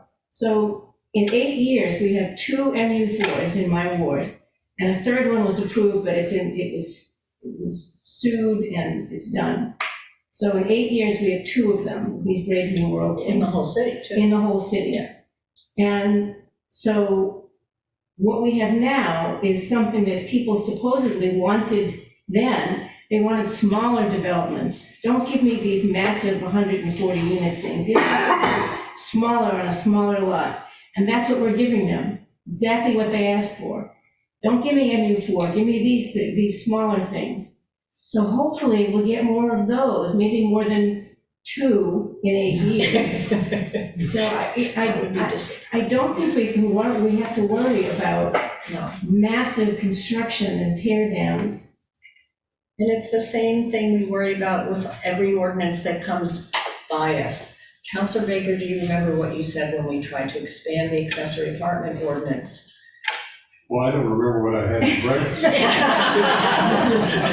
Good comeback, but I remember what you said. They're gonna be everywhere. We had 100 since we passed the revised ordinance, in 2017. So. And a lot of those were pent up from That's right. before. Yeah, sorry, Counselor Leary. Yes. I'm just trying to not say too much because this conversation frustrates me to no end. The unit capacity is a red herring and a distraction. Exactly, it's not a build-out analysis. And we're getting people worked up about something that'll never happen. Unless, think about a few bulldozers going around the city and flattening homes. It's just ridiculous. It's just, I think, kind of a dopey way the state decided to come up with something that would fit 177 communities. What we're changing is instead of building very large homes, is what our current zoning favors, we're trying to incentivize multifamily by right. We'll do a number of things. First, it may increase, hopefully it will increase smaller housing and apartments and multifamily, which is what actually is affordable. We're never gonna be able to build to 30%. To people that make less than $30,000 a year, they're gonna have to get vouchers, okay? The only realistic way to reduce the cost of housing is to build more housing, to build smaller housing, build multifamily. So, and that's also much better for the environment. People are closer to transit centers. It's a win-win for our good goals. Though that's what you need to really keep in mind. No zoning will ever be perfect. We can tear it apart, and you know what? Your exercises, I'm like, that's a good one. But it's also taking us so long, and at this point, I want to focus on what's really important. That's what I want to focus on. I want to get this done before I'm 85 years old, because none of us will live long enough to see this change anyway. So, and any kind of analysis would be a colossal. Okay, 95. Whoops, 95 Okay. Any analysis would be a colossal waste of time. If you thought the Washington Street corridor was a waste of time, the analysis will definitely be one. And we've never done one before in 1953, or it's just not something you can possibly do. There's too many variables. I don't know, maybe NASA could do it, but I don't think we're capable of doing it. I think we should move ahead with what is a very thoughtful plan with a lot of very smart people working for years, hours every night sitting here for 4 hours to talk about this. And I think we've made excellent progress. I thought we've listened to people. We've been working on reducing the heights of the building. 3.5 stories, and which is what we're going to have, and possibly that's the height. That's not that much bigger than a lot of single-family homes, if any of them actually get built. And a lot of our village centers have buildings taller than that now. I just think there's so many pluses on this that there are probably a few negatives. No zoning will ever be perfect. And I just want to get to the important stuff like our, amendments tonight. And it's not that I don't want to hear anything else, or that I think that we can still make some changes to it that are going to be thoughtful. But we've been doing this for a long, long time, and I don't want to be delayed by what I see as distractions. Thank you, Councilor Leary. Councilor White. So, just real quick, so 3.5 stories on a pitch roof is 58 feet in a single-family house. Maximum height with a pitch roof is 30 feet. Or 36. So it's almost as a single-family house. 12 feet more? No, 36 to 58. That's 22 feet. Yeah. So it's not quite the same size. Well, that's okay, we're stepping up to the village center. We know yes. what we're doing there. About unit capacity. So one thing I just want to get back, just real quick, in the Washington Street Vision Plan, they came out with a 20-year build-out analysis. And it was 2,500 Delta units, and right now, in the planning stages, or have been approved or whatever, is a third of that number. And that's a good type of thing that we should be looking at. Now, I know a lot of people don't like the analysis that John Oliver and I did, and because we're only looking at the MRT units and not the other 7 villages that are being upzoned. You mean the MBTA? MBTA, sorry, yes. And so what we did is looked at the lots, look at the setbacks, and what's the building envelope in there. And, and in our database, you can change the unit size. You can put it at 1,500 or 1,000 or whatever. And we came out with a number. That number is not what's gonna happen, and I agree with it. But one of the things, and what they did with the Washington Street Vision Plan and with other ones, is you take a look at your 20-year build-out, what you think your 20-year build-out analysis is. And that's where we should be doing some planning for that. You know, we don't have enough fields now. So any more we add is putting so much more pressure on our fields. And there's other issues too. Yes, our school population is going down, but there are other school populations around us that are already starting to increase in the elementary school. So I think it's They have more cyclic. affordable housing. Weston's increasing their elementary school kids. Did just an affordable housing project. And part of I think our problem is, it's not so much we're having less kids come in, it's that more kids are going to the private schools because they're unhappy with the public schools. So once they start coming back, that'll be increasing it. So I think it is important to have some analysis to determine what it's gonna look like in 20 years. And the state, I think, there's some science and some ideas behind it where they were trying to achieve some housing. It wasn't just some number picked out of the air and this is what we're gonna do. So I think there is some data behind there, what those numbers are. Okay, that's all I have to say right now. Yeah, real quickly, because I actually think the Washington Street Plan is a good example, before we move on, Okay. because 0 units have been built since that analysis was done. It's been almost 4 years since that plan was adopted, a little bit longer since that analysis was done. 0 units have actually been constructed. So what we've been trying to say is we have lead time to plan for these things. So in that 4 years, nothing is on the ground. No kids are in the schools as a result of that analysis, or kids that came from any of this development. So that we have time when there is development in the pipeline to plan for these things and to do so in a way that is appropriate, because so much is location specific. That's all. Thank you. And that is the next topic, so I think we're done with that, which is, you know, we have time. I mean, I plan on being a responsible counselor in the next term, and when the planning department gives us lists of projects, hopefully there will be lists of projects that are proposed in the VCOD, that we will be looking at what is being proposed. And that's like, you know, years before something actually gets built, or is ready for occupancy. So given the state of our city today, I'm totally with you personally, that this just came to me because it's like the punchline of a joke somebody told me a long time ago. We give peas a chance. It's like, come on, guys, we're very far down the road here. We've got a really thoughtful product. How about we get into whatever amendments people think they still want to make? I just have one question though, maybe for the planning department.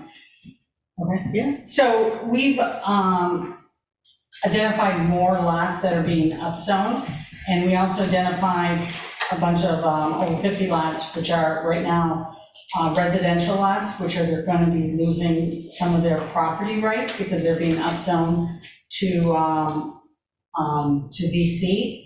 Have those people been identified? So the lots that are upzoned, which What do you mean by lots that are upzoned? So there are 50 lots that were, and you added this, and we never discussed this during, when we were talking about it, where the lots went to BC, but what you put in here in the overlay districts, Article 9, you said that even though they're residential lots right now, they're MR or SR, for setback purposes, that doesn't count, so they're VC. So then, you know, a 58-story building could be right on the property line. So they don't have the 20-foot setback and the 3.5 stories and things like that. It's just for VC2 and VC3, because those are sort of the core of the village center, so that's where we. Could you start over and explain what you think Pam is talking about? But there's because over I have 50 no lots that this is happening to. Yeah, and that's more of a function of our existing zoning being unrelated to the location and what's on the ground. So we have written we had to define what is a residential lot for purposes of increased setbacks, things like some of those protections that are put on there for buffers from residential zones. So we defined those in general as all MRT, SR, and MR lots. We did put an exemption in there that VC2 lots that are in the overlay district and are shown as VC2 or VC3 are not considered residential zones, because those are our commercial cores. And that's, I think, where we want to see sort of zero setbacks, the building come right up to the street, those sorts of things. But there's about 50 of those lots that are used as single-family and two-family homes now, and they are. You're talking about non-conforming uses in our business zones. No, they're zoned SR1 or they're zoned MR2 or MR1. So they're zoned as residential, they're being used as residential, and then they've been upzoned to VC2 or VC3. And so according to what's in Article 9, they don't have the rights as being qualified as residential. So a 4.5-story building, specifically like on Lowell Ave, a 4.5-story building can be right on their property line. So there's only a few lots on Lowell, and it's like the gas There's station only one here, and the but I did church. go through the whole thing of it. No, one's a 3-family, but I went through the whole thing and identified what residential lots used as residential that has lost the residential status, I would say. There are other lots, I agree, there's other lots that are zone residential that are used as business, and I did not include that in my list. And there's maybe a dozen of those. But this was the problem which I've always brought up, which is unfortunate, they just get screwed over, is the lots that are used as residential and are in the BU zone, they don't have any protection. So, similar to, that's how it is today. yes. Because they don't, Because it's a business zone. Yes, yes. So I think But that's the thing is, these other lots, they're residential now, they're used as residential, and now you're taking away that status. Have you notified those people? Are they in our districts now? Or Yes. BU districts? No, our districts. So everyone has received notice everyone has received a notice of the public hearing. We have not gone to individual property owners and noticed them about anything specific relevant to their property in here. We sent a notice to everyone within the boundaries, and we have responded to many, many questions from people who received those notices. And we expanded the maps. Have you gone out to the other property owners where we expanded the Yes. maps? Okay. We did. I think just a couple of things. If saying that someone has, the thing that you're speaking about right now, saying that someone has lost property rights is not accurate. Because that person, what you're talking about is what can happen on the property next to them, not their property. So they can do what they want with their property under the current zoning, or they could do what they want with their property under the overlay zoning, in this case, either VC2 or VC3. They actually gain significant property rights They're if they're gaining zoned significant property SR, MR now, and they're proposed for I VC2 think or VC3. if you or anyone else wants to propose, and we put forward the map amendments, or the counselors and, put forward council members, those are reflected here. If more amendments need to be made, make those amendments. So this was changed without discussing it with us at all. I think it's a clarification and refinement to do what the zoning is trying to do, which you and this committee and everyone has been working on for 2.5 years. But in the version before, you said if their underlying zoning is residential, they stay as residential. And I think, but the proposal is that VC2 and VC3, the proposal is just that residential districts have increased setbacks or height reductions when you're adjacent to them. But if we're proposing that something is VC2 or VC3 right now, regardless, that should be allowed to be developed as VC2 or VC3. An example would be Walnut Street in Newtonville or other major kind of cores of the village centers. If they are immediately adjacent, again, we're not dealing with a blank slate here. So if everything was perfect, we could always do that. but in certain cases, that can't be the case. The Masonic Temple is a great example of that. No one would want that to go away, but you look at historic house, it was built right next to homes. It was built right next to homes when it was built. Things evolve and change over time. And that texture and that variety makes things what they are. I don't think there's lots of people who live directly in village centers who are unhappy that things are, that there's businesses that they can walk to and open spaces that they can enjoy. Okay, so let me just get some clarification here. Yeah. Yeah, this isn't about the edges. So Yeah. we spent a lot of time talking about how you transition to the edges, Yes. right? And making sure we have those buffers along the edges. Yes. What we're talking about are those one-off odd circumstances where you've got in the core, commercial core of a village center, you've got where everyone has thought is appropriate for VC2 or VC3, you have an SR lot or an MR lot that's surrounded by VC2 and VC3. We pretty much went through the village maps parcel by parcel. Yeah. In a few cases took 3 or 4 parcels together. I don't recall having discussions that suggested that this group and everybody who was looking in had concerns about any of those particular lots. Well, Not because, you either. because the underlying, what it said in version 2.0 is that those lots that were upzoned, they still had residential, nothing, you still had the 50-foot setback for, over 3.5 stories, and it had to be 20 feet away. But all of a sudden, in this version, that goes away, and it's about 50 lots. If there's a lot in the middle of a village center core that is odd, and it probably has something odd on it, but maybe it has a residence on it, I don't know. And we decided to be coherent in making a VC2 district contiguous. Why would you all of a sudden want to have a different set of setbacks for that property? Because when we looked at it originally, that lot, if it wanted to continue its, as a residential, they weren't gonna have a 60-foot building on their property line. It was gonna be 3.5 stories, 20 Okay. feet away. Because if it was gonna be right on there, I would have We're thought. hearing you. You said this a few times. I'm hearing you, but I'm still not understanding why this is a problem. So Councilor Baker. This is what it looks like. I don't know. Let me understand. If a property is in an inholding in the midst of a VC district that's residential and residentially zoned and residentially used, and then you build big buildings around it, it reminds me of that little book called The Little House. Everybody remembers the book with the little house?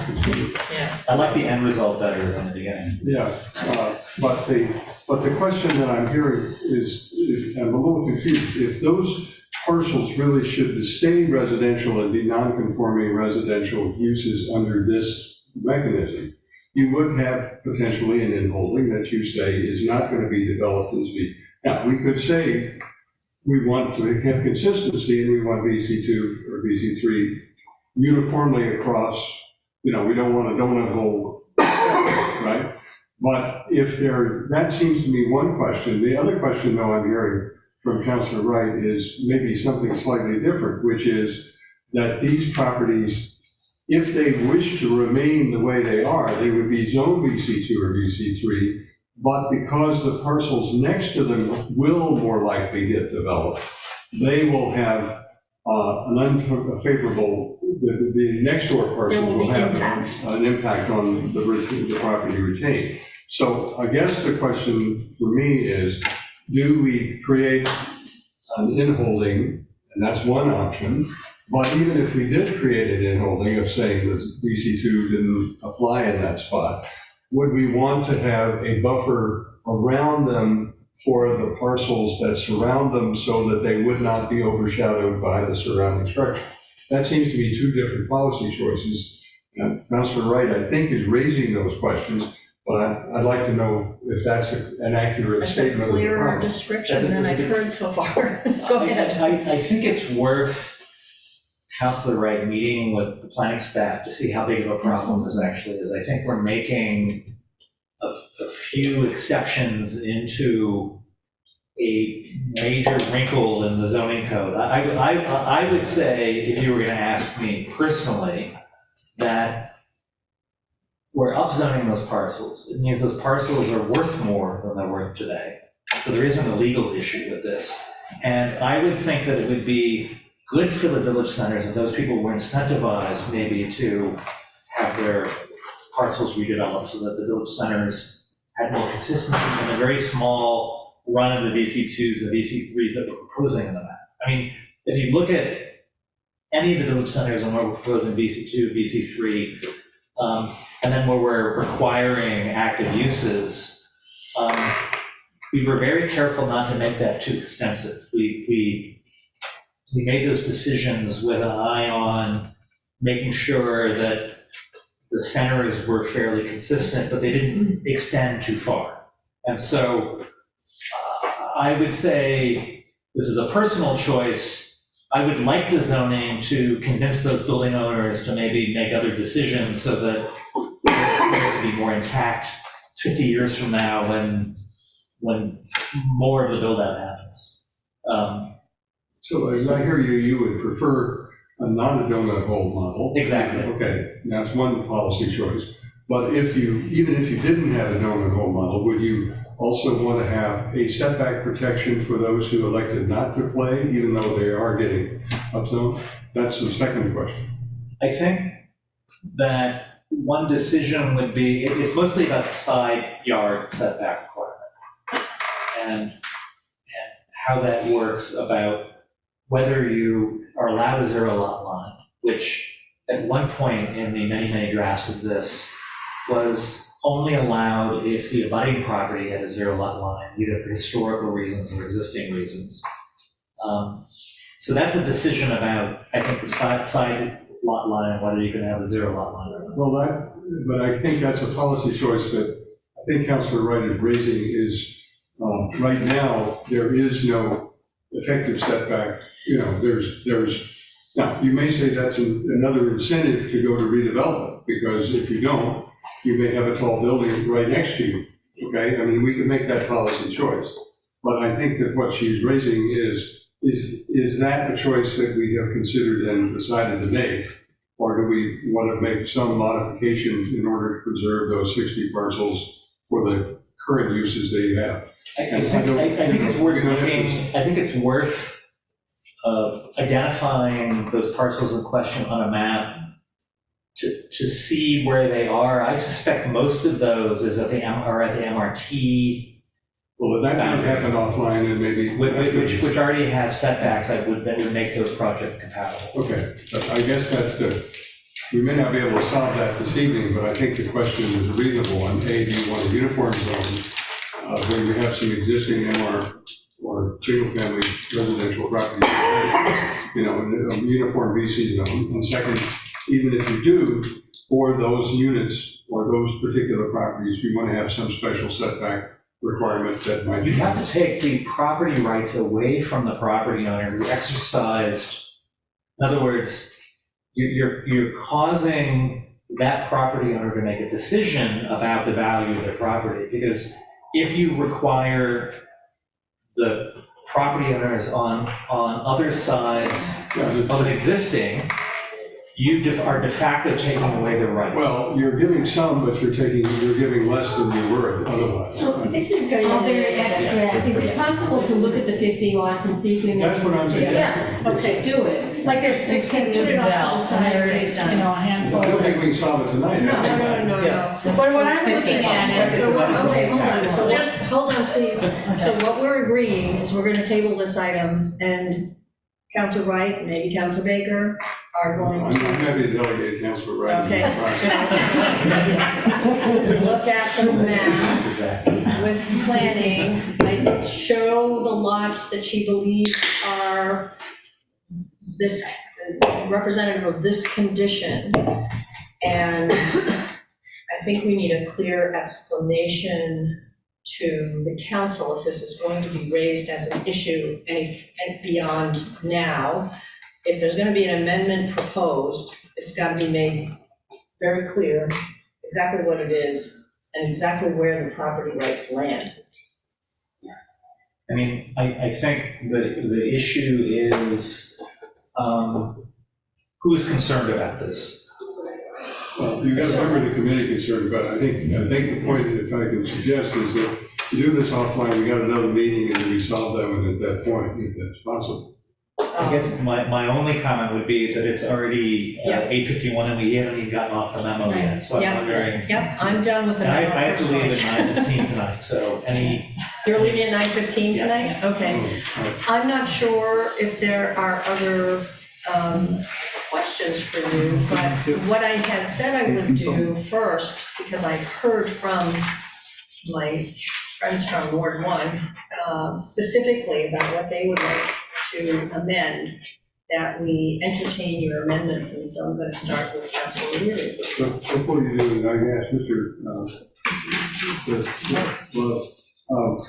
I mentioned at the outset, there were specific amendments recommended by architects. I don't know if you're planning to come back, or you may have exhausted your capacity for this conversation. Councilor Baker, what I would like is if, as we did at our last bunch of meetings, if councilors want to make amendments, if you want to take this list and you want to make an amendment as a result, then we will entertain the amendment. Oh, that's fine. But I just didn't want him to disappear into the sunset while we're doing the other amendments and not have a chance to respond to these. And I'll deal with that. Okay, because I think there's actually some guests here from at least one guest from, or concerned about it, yes, I'm not sure. Please carry The on. others, Sorry. so, Council Leary. Yeah, First. Chair, actually, I'm gonna start from the corner. Oh, Just okay. one small amendment. And this is, along Washington Street, Park Street area, right kind of where the I-90 ramp goes in. I want to propose changing the VC2 designation to MRT for 12-14 Park Street, 182, 184, 180, and 172 Washington Street. So, did you say those more slowly? Yes. 182, 184. 180, 172, Washington Street.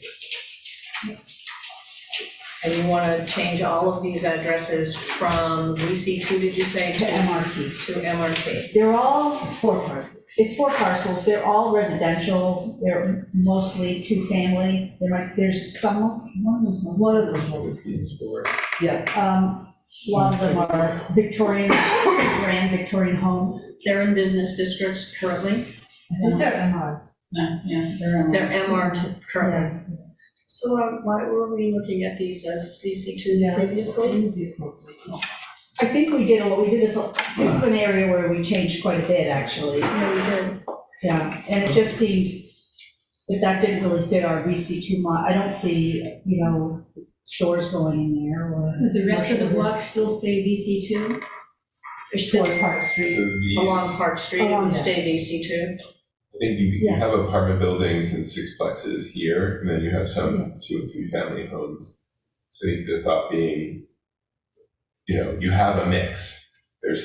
And so that was just. Okay.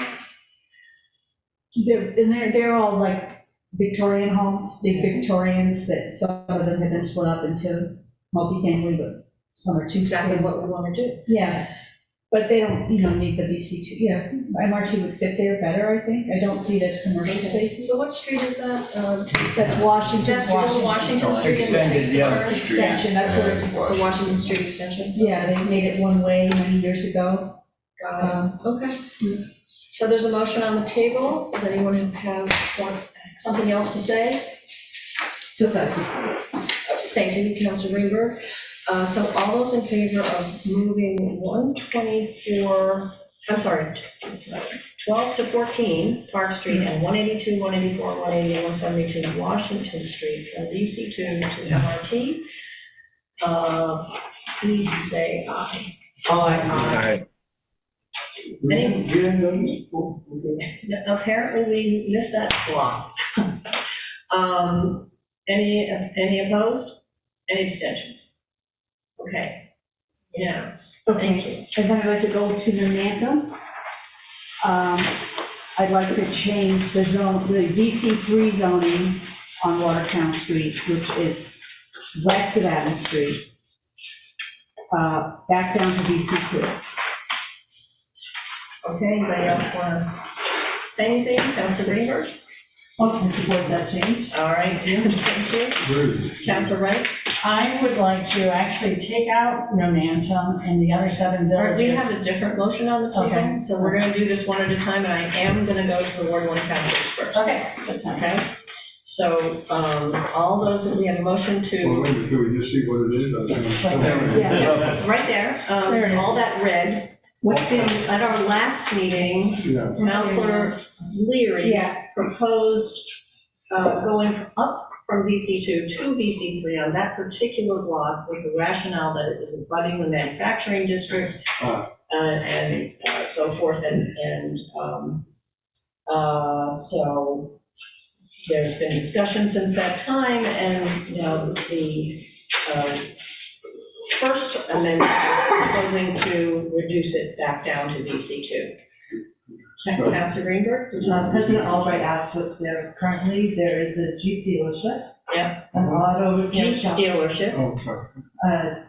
An auto repair shop, business offices, and that one in the back that goes with the lawn is a warehouse type upholstery business, and I think, I forget what else is back there, but it's like a warehouse type. Okay. So that's what's there. Okay.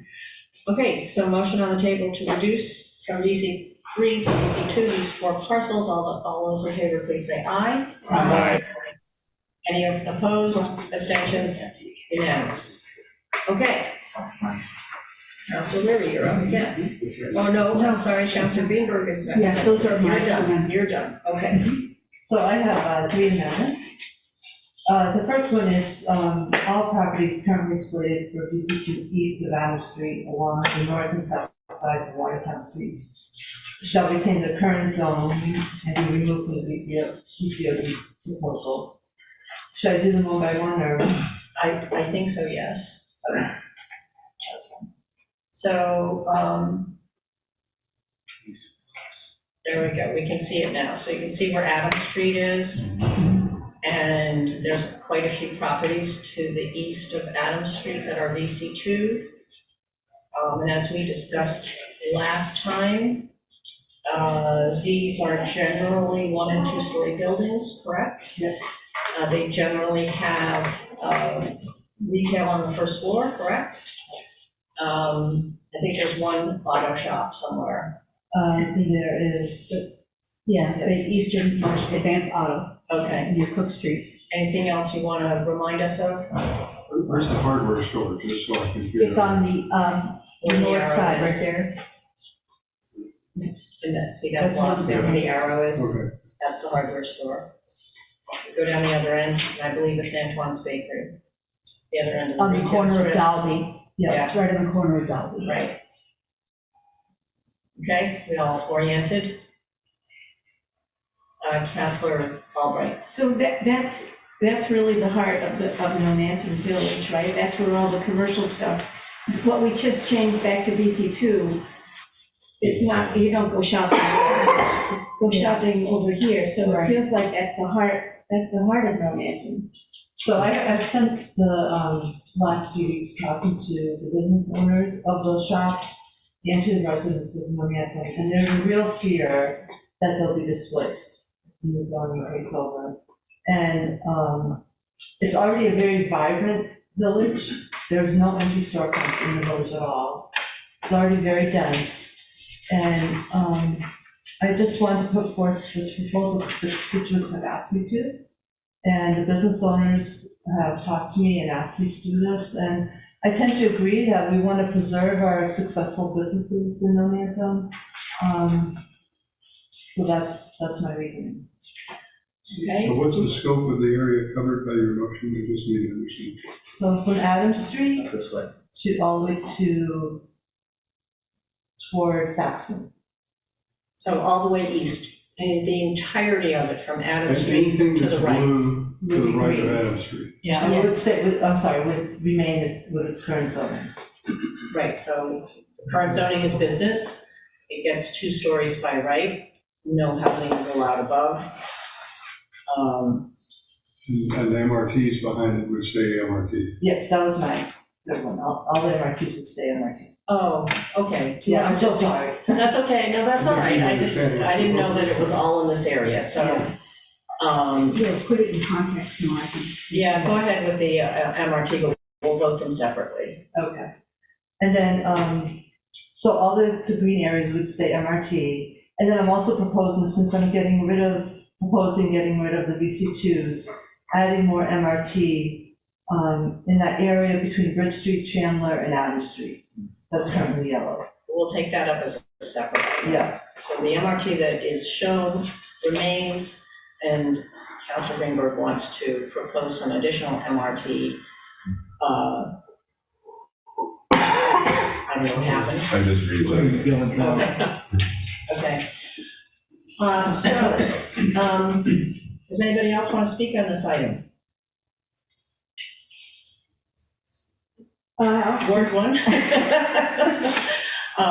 Councilor Oliver's not here, I presume. He's in finance. Right, okay. All right, Tim, please go ahead. So I completely understand where Councilor Greenberg is going with that. And since over the last several weeks, I have been listening and reaching out and talking to, all voices. And there are people that come forward who would rather see VC2. They don't want to stay with the current zoning. They feel like we're missing out on opportunities for Nonanto.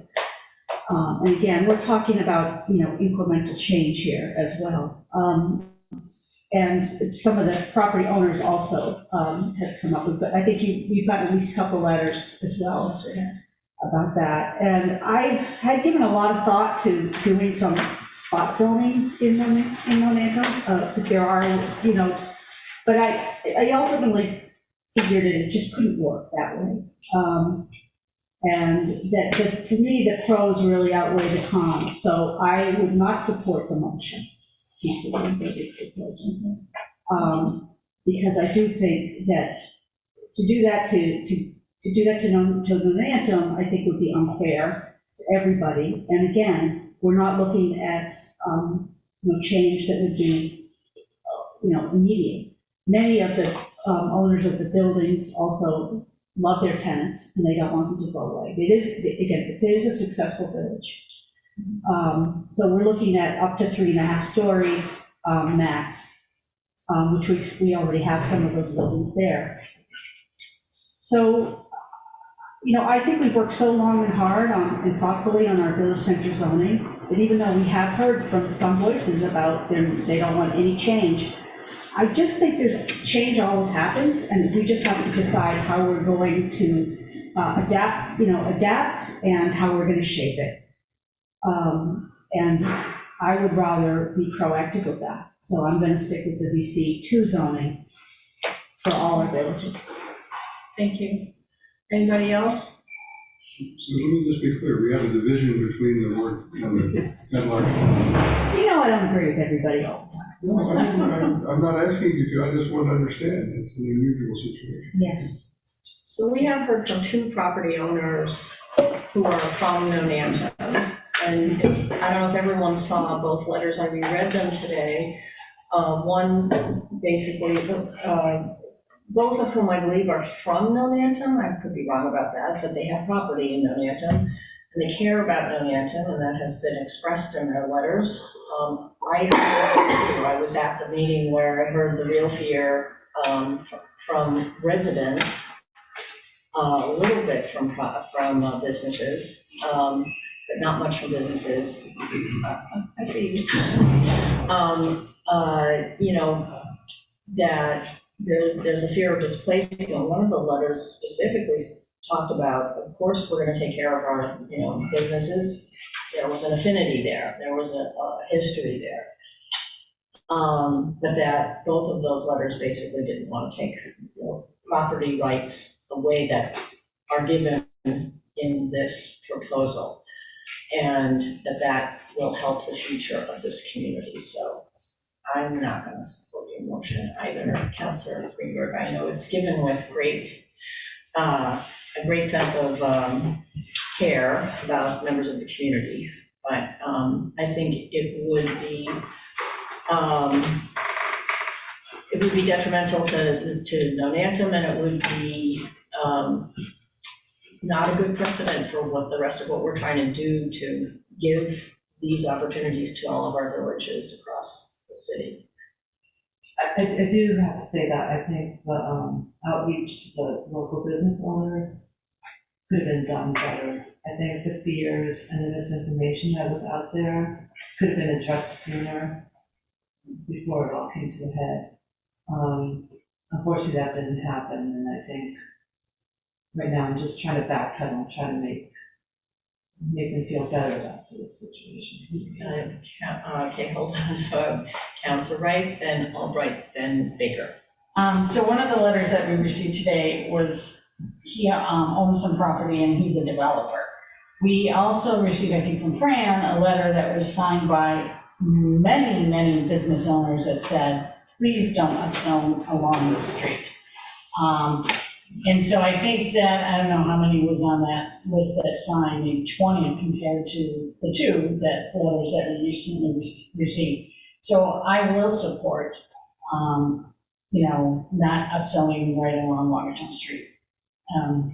Because most of the business owners don't want it, the majority of them don't. I will say that I recently heard from more people who really didn't want to make their feelings known, but are in favor of the VC2. President Albright. So I'm looking back at the section of the memo that dealt with mitigating disruption, and I think we can do better. I think we could do more. Because it may not be about mitigating the disruption, but it may be about mitigating the dislocation. And I'm not exactly sure what we can do, because I think the businesses don't want to close. If their building gets redeveloped, they're gonna have to close for a period of time. They can't relocate inside a village. And I think other communities are trying to look creatively about how to help businesses who are impacted in such a way. It's not really the construction, although I'm sure that's an issue, but it's really how to mitigate the dislocation when the building is being renovated. What are they gonna do in the meantime? And if we could do a little research about that, make people feel a little bit better about being dislocated so that they can come back or they can go to something, I don't know what. But we're not really addressing that in this memo, and I think we could work harder on that. Okay. Thank you, Councilor Baker, and then Ryan. Well, I guess I'm trying to, first I understand that this applies to one side of Adams Street, but not the other. So there's still a big chunk of VC too. And the other thing that I guess I'm a little concerned about is that the one experience with this kind of process we've seen is really what happened in Newtonville, where we had, Newtonville Camera and a bunch of stores who've been replaced by very vibrant stores. I'm not saying that, the barns there, the good stuff is there, but those old stores disappeared. And I think part of the anxiety I'm hearing is that there's some businesses that have been long-standing that they're worried that if the redevelopment occurs, for all the reasons you described, just that there's a gap that they will no longer be able to stay. And I have some sympathy for that concern, so I'm going to support the motion. Councilor Ryan. Yeah, I'm going to ask questions on the amendment behind it, because they need to know that to be able to vote the way I want to vote on this amendment. So once again, you're saying it's one side of Watertown Street and one side of Adams? One side of Adams, was from Adams all the way east, both sides of the street. Okay, and you want to put more MRT in on the next amendment? I gotta know this, so, is that what you said? But it's not actually replacing what you want to take out. Oh, no. But you want to add And then I have another amendment to add. I know, but I really need to know So that. Zach is outlining the area that is proposed to be eliminated from the VCOD map. Right. And then that area above where his arrow is now, that he's outlining, there you go. All the way up to Chandler Street is being proposed second for next, I guess. I don't know if it- one way or the other, but see how this one goes, as additional MRT. Okay. It's all within a block of the village center. Just a qualifying question, is that some of the VC2, like along Cottage Court, that we have blue now, you can point to those, Zach. Some of those might want to become MRT because in our first mapping, we just extended the VC2 to Cottage Court. It just seemed an easy place to run it. And it probably requires a little bit more scrutiny if the VC2 is going to disappear. There might be a couple of other moments for those parcels that also want to be MRT. And don't have first floor retail. Exactly. So that, there's probably fine tuning on it. Yeah, that's what I'm looking for. I'm looking to see some of that blue, the MRT. That isn't directly on Watertown Square. Some of it might not have retail on the ground floor today. Yeah. So Ward 1 councilors, we've gone through this pretty carefully before. Are we sure that do we know if any of those additional sites do not have first floor retail? I thought they did. They do have first floor retail. Then I take it back. Okay, never mind. Strike one. I'm just trying to get context here. They do. So we probably should give one more piece of context. Mr. Uriarty, who's here with us tonight, has a couple of times in very recent weeks mentioned the possibility of developing, or not developing, but of providing new zoning for the manufacturing districts that abut this village, and all the light purple stuff. And I don't know if all of them, but much of them, which I wonder if we've talked about this in planning. First, we need to say that we can't take that on right now because it's a map change that has not been advertised. We can't take that on now as part of the VCOD. We can take it on later. Sorry. As part of the corridor of zone. Actually, what we talked about is that, and UTIL can weigh in on this too, UTIL has done a study of the manufacturing district along California Street. It doesn't touch any of this, and we've learned a lot from that, but they have learned a lot from that, and Ward 1 has learned a lot from that, but we haven't seen it yet. And there may be relevance here, and so that we talked with planning staff that we would be able to roll that into that study starting early in the new year. Yeah. And I think Can I share my docket item? Yes, please share your docket item. Thank you. So this is the language that I got to just last night to Chair Foster of the Planning Department, was that we're requesting a discussion with the Zoning and Planning Committee and the Planning Department to consider rezoning certain manufacturing districts adjacent to the village of Northampton to appropriate uses and scale relative to the proximity to the village center. And of course, that could be a model that we might want to consider for some other villages as well. But it's particularly important, for Northampton, I think it's particularly pertinent. Yes. It's a good idea, and I just wanted to make clear to Mr. Uriarty and anyone who's listening that why we can't do that right now is that it's just not part of the VCOD, and the VCOD zoning might not be perfect for it either. We might have learned something from the other study, and we should look at that with the community and spend some time on it, and not just like jump the gun here. But we can't do it here anyway because we would have to renotice the whole thing. So that's just context. Don't know what's going to happen, but it's in the works and fits within what we were planning to do next year. Just a comment about the proposal on the table, not to muddy the water, but it's worth considering, is that if you leave the VC2 plan bottom of, Watertown. the street name, Watertown. Adam Street, and you remove it and only have the MRT there, the market might then respond in ways that might be productive, which is that new development then would go where you preserve the VC2. It wouldn't threaten the businesses medium term that are there. And then it's likely this development, they might entice some of the existing businesses into their new ground floors. So can you say that? There's a scenario on the table, or a amendment on the table, where you keep the VC2 only south of Adam Street. Yes, that's the And you remove it north of Adam Street, but as the council is recommending, you extend MRT into that full block. Into What- which what- full block, I'm sorry? The one where the Zach has the green. Chandler Street.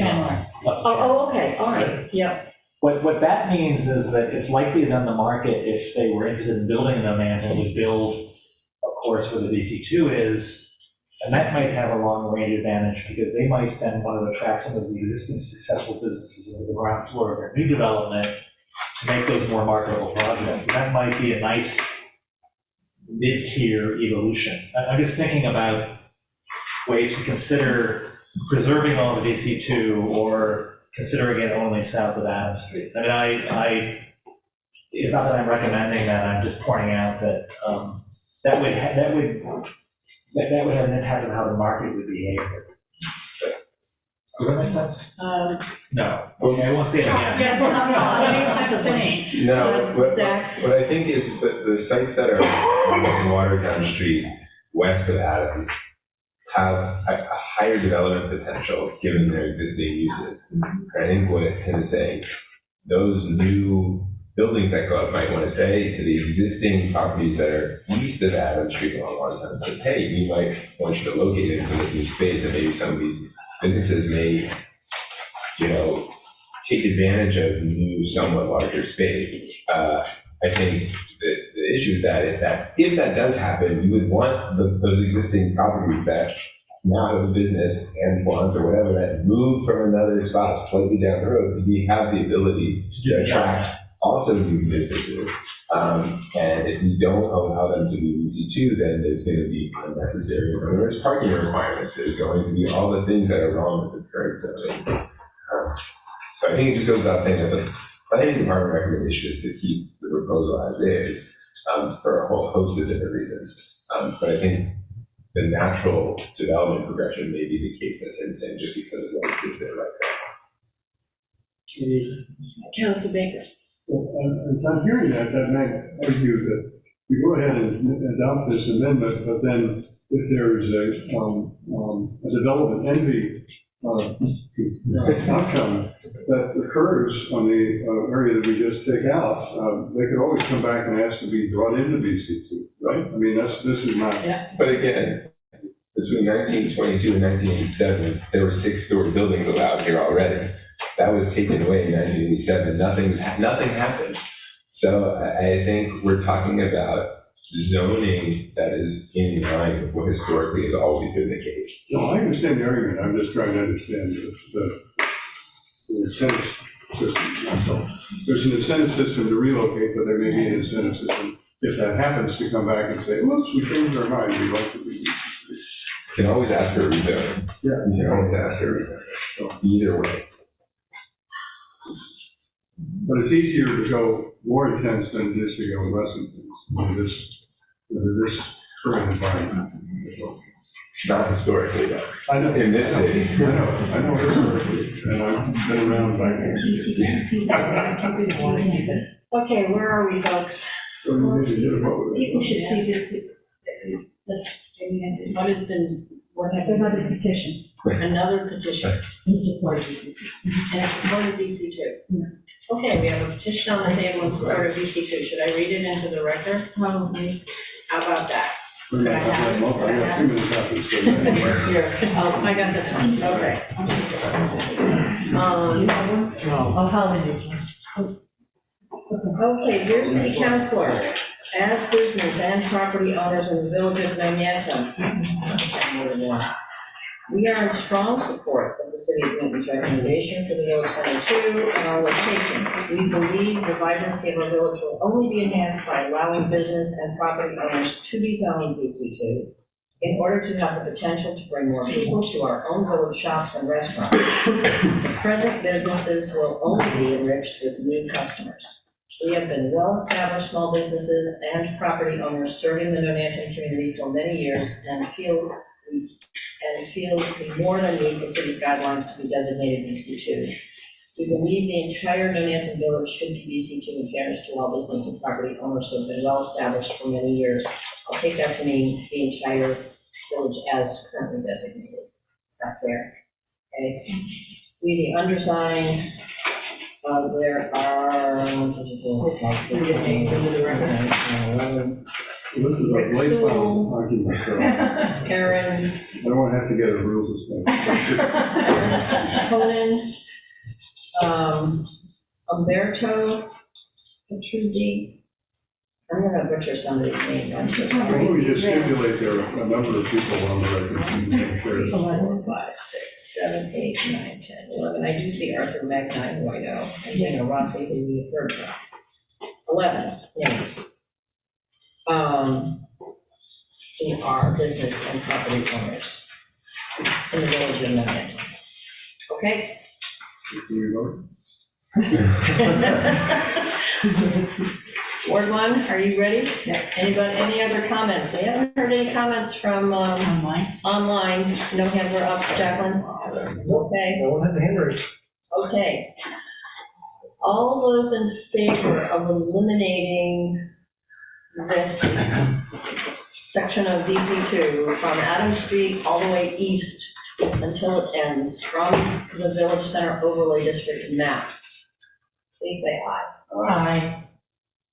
It's 2. All those opposed, say no. No. Any abstentions? I abstain. So Council Ryan, similar to Ryan, okay, is abstaining. Okay, so the motion fails. And the MRT position? And are you still proposing to expand the MRT? Okay, we have a proposal to expand MRT as shown on the map. Councilor Greenberg, would you like to speak to the motion? So, I actually live right in one of those green squares. And right across the street are landscapers, construction companies, and on the other side of Bridge Street is a storage facility. And so it's a very industrial manufacturing type area. And I think that area already has 2 buildings, would be a good spot to have multi-residents there. And they're small lots, so I think they'd be a good spot to have more housing. Okay, this might be the first MRT expansion that we can take up, but Councilor Wright and then Baker. In general, if we can craft MRT zone a little bit better, I would support it, but I still see some flaws in it that I hope, and I'll make some amendments to hopefully change those flaws, but at this time, because of that, I'm not gonna vote to support it. Councilor Baker? Well, my only concern is we didn't notice those folks and they had not been part of the public hearing. So I'm reluctant to go in the expanding zone. I've seen situations where we've modified existing proposals, but I can't support it for that reason. That is a good point.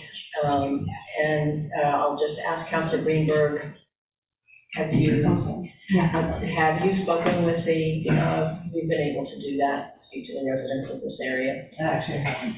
Okay. All right, that's a good point. We are entitled to bring it up at full council if we vote it down now, or do you want to withdraw it? Were the abutters were noticed, correct? Yes. To So the the abutters and the abutters to abutters, so So that's it's about half of what you're proposing there. But they were noticed that they would be changed. All right, that's So true. that's the difference. So it's probably a little late to be expanding the district. Councilor Leary? I just want to say, I think the Patrick Baker and others have brought up about people not being noticed. But I also want to remind people that we will plan on having a further discussion about where we could put MRT. And perhaps Council Wright would also want to talk about how she thinks she can improve MRT. So we will continue to discuss it. So I'm hesitant to vote for it now, given the concerns about not noticing the better. Okay, the item is withdrawn. I think it's probably a good idea to mention it. I'm sure some of them are listening too. We had many proposals to expand MRT over the course of our review of the maps. There were many people in the city who were following this who think MRT is great and would offer many of our neighborhoods, especially in the MR districts, some real opportunity. And we didn't take any of them on at this time. Understanding that, well, this was from the first notice to the second notice, but even then, that, it was going to mean a whole other layer of education about what it is. Okay. Yeah. So, okay, the item is withdrawn. So, we have addressed the issues in this committee tonight. Are there any other map changes that anybody wants to propose, Councilor? So I'm not going to propose it, but I think we heard from a couple of lawyers about properties in Ward 2 in Newtonville, where one I didn't support and one I did, where properties that are in joint ownership, one of them is VC3 and one of them is VC2, and they were asking us to make them consistent. They're all VC3. There's another one where there's an MRT and a VC2, I think it is. That's in Auburndale? No, that's on Austin Street. Oh. And they wanted 3 properties, and they wanted all 3 of them to be the same, and not the MRT. So do we want to go to Newton? You don't want to make the motion? I don't want to make the motion, but the request was made, and I think people should know that the request was made. And one of Does Councilor President, might want to speak to this?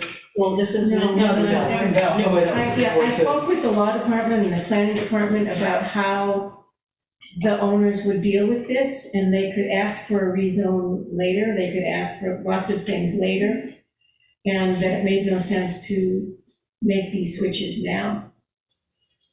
Just a comment, one of the test fits we did most recently was a parcel that bridged VC3 to VC2, and we did a development test fit to show that that's relatively easy to do. This one right here. Yeah, it's and that works fine as a development proposal. You just have a step down as part of the project. It's a little bit more complicated where the boundary is VC2 and MRT. And it's actually VC3 to MRT. I think that lot was VC2 in the previous version, and at one of the previous meetings, the committee voted to change that from VC2 to MRT, I believe. It's a 2-family house now. Yes. And it made no That's correct. sense to put it to 3. Correct. That was the issue. Okay. But you're correct, and I think the planning department provided some clarity about this. That owner there would be some legal mechanisms to combine them in one. Okay. And Maria, to do this right now, I mean, we're zoning lot by lot. Otherwise, you gotta look and see who the owner is and things like that. And it gets really complicated. Maybe he sells one lot, so then it's whatever. So I think we should just stay where it is, and if they want to change it, then they can approach. I mean, exactly right. And I think you don't want to incentivize that because somebody might negotiate an upzoning and then immediately sell the parcel because they just upzoned it. Think about how the market would respond. Yeah. Okay, so thank you for bringing that up. Are there any others in any other wards, Councilor Wright? So these are maps. Map amendments or any amendments? I have a lot of amendments. Do you have any map amendments? I just want to take care of anything like that first. And I'm hoping they're different from what before. Are you wanting to repeat stuff? Well, I'm gonna put it back out, some of it.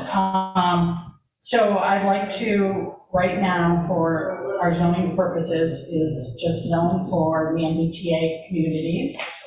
What I'd like to see, and this kind of gets a little complicated, is put back where there was VC1 on Route 9, make that MRT, take 10% of the number and put it over and take it out of Newton Corner, and then reduce VC2 or 3 in most of the MBTA communities, and we can still meet the numbers. Okay, those are several different proposed amendments which are not entirely clear to me yet, which we would have to take up separately. So it's not repeat amendments, it is. So each one alone wouldn't, like, if we did one, it doesn't really support the other, or you didn't do one, and. So you can explain the context, but then I think we should probably, if we're going to bring them to a vote, we should do it, I think, individually.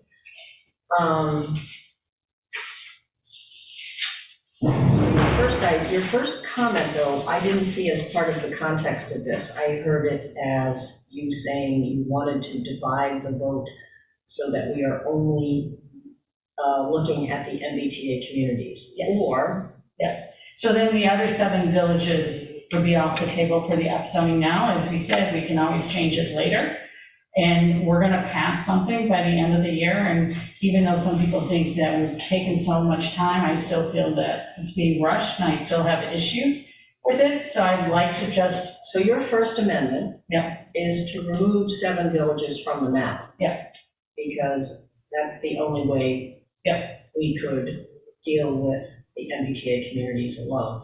Could we talk with Attorney Lee at this point, because I think we might need to talk about what our voting options are.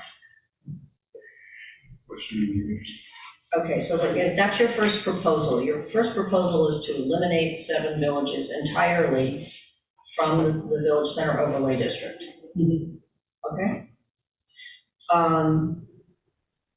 The ones that are not being counted as per the MBTA. I understand. There are 7 villages that may not be used to comply with the MBTA requirements because they don't meet basic, they don't have the required central public transportation, or they don't have the required minimum area. So that's, just to be clear, Auburndale, Newton Corner, Northampton, Four Corners, Thompsonville, Upper Falls, and Lower Falls. Yeah. Yes. So I want Councilor Wright to hear this. So the proposal on the table by Councilor Wright is to amend the Village Center Overlay District by removing 7 villages from the map entirely because they are not villages that we may use to comply with the MBTA Communities Act. Yeah, and I'd like to come back to them at a different time. That's irrelevant. Okay. You know, are we taking it out now? Yep. I mean, you know, the committee will have to weigh in. Councilor Baker and then Councilor Krinsman. So, one thing is my error, there was a map change proposed for Ward 6, and you asked earlier, and I just forgot it, and it was submitted to us, and I didn't know what Ward 6 wants to do, but. When I asked, I didn't hear anything, but, No, so I at think some point, this if is. it's Okay. appropriate, I didn't want it to just disappear. So do you want to speak to this motion? Yeah, no, I'd just like to ask, the net effect here is that these various villages would cease, they would maintain their existing zoning structure, and they would not be part. They would lose the property rights that we are poised to convey, yes. Yeah, okay, I just need to understand. At this time. Yes. Councilor Krinsman. Thanks, Madam Chair. We hear often when it comes to development and big developments, we hear a lot of folks talk about equity and treating the whole city equitably, not doing development just on the north side or just on the south side. So I'm going to oppose this motion. I'm going to suggest that we move right to a vote and get on with this and take votes pretty quickly on amendments like this, so we don't waste a lot of time. Okay, I'm ready to vote? One question. Go ahead, So Councilor. basically, what you're saying that you want to split this into a vote for MBT and MBT. We can't. I'm just asking this question. Okay. Okay, and then come back next term and vote on the old one? Yes. Because that's basically Yes. what you're saying. Yes, I just feel it's rushed, there's a lot of issues in here, and I'd like to, and we don't have the time, and we have to pass this by the end of the year, and there's the votes to pass it. So I'd like to look at the other ones a little bit closer. Understanding we can always make amendments if we find that there is something in here that is manifesting in a way, or that we just continue to look at, and we think there's even a Scrivener's error, but if there's something, anything remotely substantive, we certainly can amend it for, next year. President Albright. Well, I think Councilor Krinsman talked about the equity issue, but I want to be explicit that we started this project as a village center project, and then along came MBTA. So we really wanted to get all of our villages, give all of our villages the opportunity to enhance and have more activity and have more people living near the shops, so that the business owners have a chance to survive. And I think that was at the core. So if we take away from 7 of our villages this opportunity, I think we're depriving them. It's not just equity, I think we're actually depriving them of the opportunity to survive. Thank you. Councilor Leary. So I won't be supporting that amendment. For me, I would actually prefer to see more density in the village centers rather than out into the neighborhoods. And for me, it's both a housing issue and an environmental issue, and they both fit together for me. And to just unilaterally remove the 7, I just don't think makes sense, given the housing crisis that we have and the climate issues that we have and how we want to work towards walkable villages. And, we've talked about all that and what that all entails, so I won't go into all the detail about that, but I feel very strongly about that. The MBT Communities Act was just something the state said we had to do. I was never bothered by the numbers on that. I didn't, to me, this is the core. The village center zoning is really the core of helping our businesses, the vibrancy, the feet on the street, helping our businesses, and doing that without making everyone so car dependent, because they can walk out and they can go to a store, they can go to a coffee shop, they can go to the post office, they can walk to a lot of, so we're reducing car trips and things like that. So I can't separate out the 2 like that. I mean, this one is the most important for me, not the MBTA communities. Councilor Janberg. I'm not going to support it either. Really, I'll be brief for the same reasons that have already been stated. Okay, thank you. Do you want to speak again? Yeah, I didn't speak on the motion, I was trying to Okay, clarify this. go ahead. I'm sympathetic to the concerns that colleagues have raised. At the same time, I do think there's some value in what Councilor Wyden's talked about, especially when we have no parking requirements in these other areas. And they're not served by mass transit in the city, so I'm inclined to support it. Okay, thank you. I will not support the motion because it goes against all of the goals and objectives that we all agree are important to serve in our city. And I very much believe in the process that we began 3 years ago for the sake of our community and our villages and the housing we desperately need and so forth. Are you ready to vote?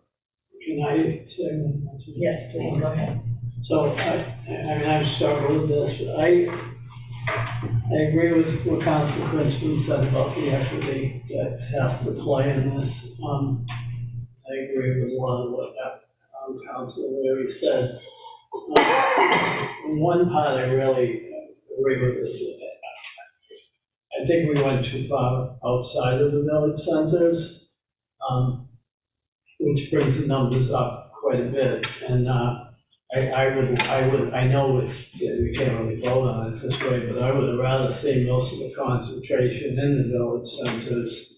And part of that is the MBTA Communities Act, because now that we can do retail on the first floor. I'm just making that statement. You mean the MRT? Yeah. Okay, so I need to say one more thing. If I may.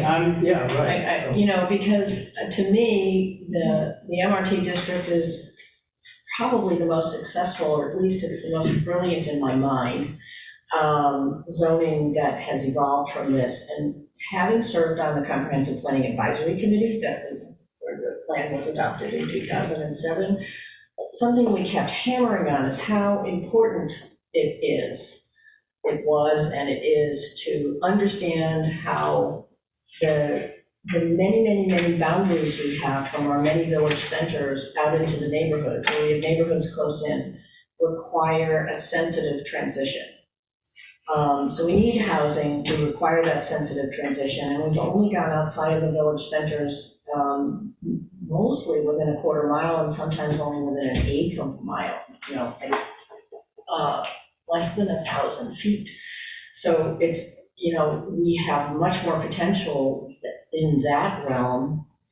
And I think that sensitive transition is so important. You don't just want to end and then have single-family homes like really low against that taller 3.5-story building, But so I actually love the 3 tiers and that it goes gently into the neighborhoods. And sorry, Councilor Princeman, we didn't just go right to a vote, but we're ready. So all those in favor of Councilor Wright's motion to eliminate entirely 7 villages from the Village Center Overlay District, please say aye. Aye. It's 2. All those opposed, please say nay. Nay. No. And I believe that was 6.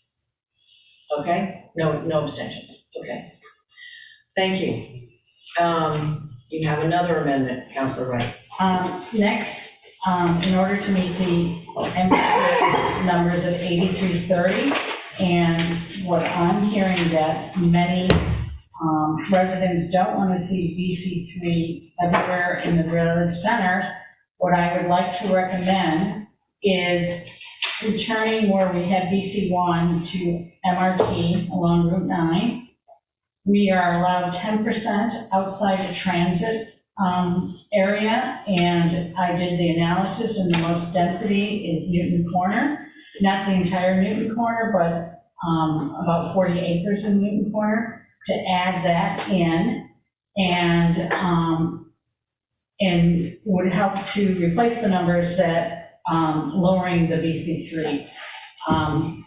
I didn't do specific lot by lot right today, but I could do it for next week if we wanted to do that, to make sure those numbers are. But I'd like to see lowering some of the density in the village centers. And that's the way to do it, to make up for it. So, please. But just for clarification, so you would lower the density from VC3 to VC2? For most of the village centers, yes. Like we had in Newtonville, like on Washington Street, we had VC3, but in the core, the village centers, it would be more of the VC2. Right, but you would expand the district then? Well, the thing is, so we need to be 8330, and we're at, 9,600 or so. 9,300. 9,300.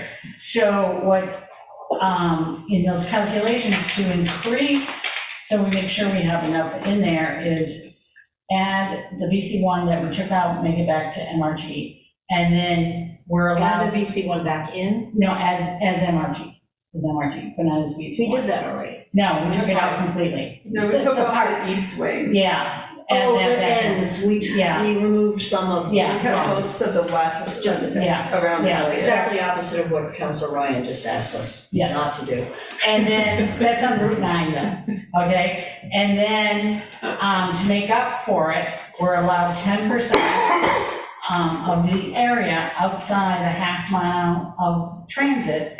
And so I looked in all the villages that are being upzoned and where was the biggest density, and that's Newton Corner. So I would like to add that 10%, which is roughly 40 acres, maybe 35, and add that into the MBTA number, so we're beyond the 8330, so that we can reduce, like, in Newton Highlands, in Newtonville, in West Newton, some of the VC3 that's right in the center, and even the Washington Street Vision Plan, they didn't have the height right in the middle of the village center. You know, what we were just talking about in New Nantum, they didn't want to have that height right in the center of the village center. And so that would achieve that. So you want us to vote on something like an idea, but not specific lots? I can bring the specific lots in a few days. Does anyone have anything? I have a question. Yeah, please go ahead. Does this involve adding more MRT. adding more MRT to the Newton Corner, enlarging the? No, because we wouldn't even use all of Newton Corner, because we're, as part of the state calculation, you're only allowed to have 10% for us, Newton, other cities and towns are a different percentage, outside of a half mile. And so that 10%, before we took out the VC1, so that's why I didn't make the calculation, so we took out a few lots, but before that, we were allowed 40 acres outside, but we took out the VC1, and so now it might be about 35 acres. Newton Corner is more than 35 acres, so we just take a portion of Newton Corner, and that'll help us with our numbers so that we stay above the 80-30. So, which portion of Newton Corner? Yeah. Maybe it'd be helpful, and correct me if I'm wrong, the map amendment changes are to add MRT back along Route 9, where it was originally VC1 but taken away. That's one. Yeah. And then the second map change is to reduce VC3 to VC2. In most instances, we don't know exactly what, but that's the two map amendments. This addition of Newton Corner is related to the MBTA unit capacity, which is not an amendment, so that's separate and apart. And there's a mapping element there that I'm not sure if you've done to see if that can count, because there are a number of large lots in Newton Corner. Yeah. So when you take out all the lots that are over 30,000 square feet or public, do you keep contiguity and have enough units? Yes. But the MBTA piece is separate and apart from map amendments. Yeah, There are right. two map amendments, add MRT back into Route 9, and take most VC3 and turn it into VC2. I think those are the two. Yes, thank you. Are the lots for going from VC3 to VC2 different than what the committee voted on last time? Yes. Okay. Well, there's a lot of not exactly what I proposed before, but very similar from what I proposed before. So I could speak to this without having any more information, but I wonder if anybody else wants to first, before me. So, can I ask a question? No. No, please go ahead.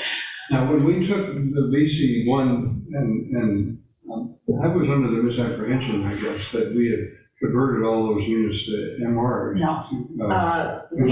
We eliminated some entirely from the map because it stretched out pretty far on Route 9, and we didn't, and so we eliminated some lots and we changed the rest to MRT. Okay, Mostly we eliminated what was east of like the Highlands area. Yeah, it went pretty far. Yeah, I remember, and I just was trying to And everything understand. else. So this would, the one concern I have is that what went to public hearing was those lots that were taken out. Correct.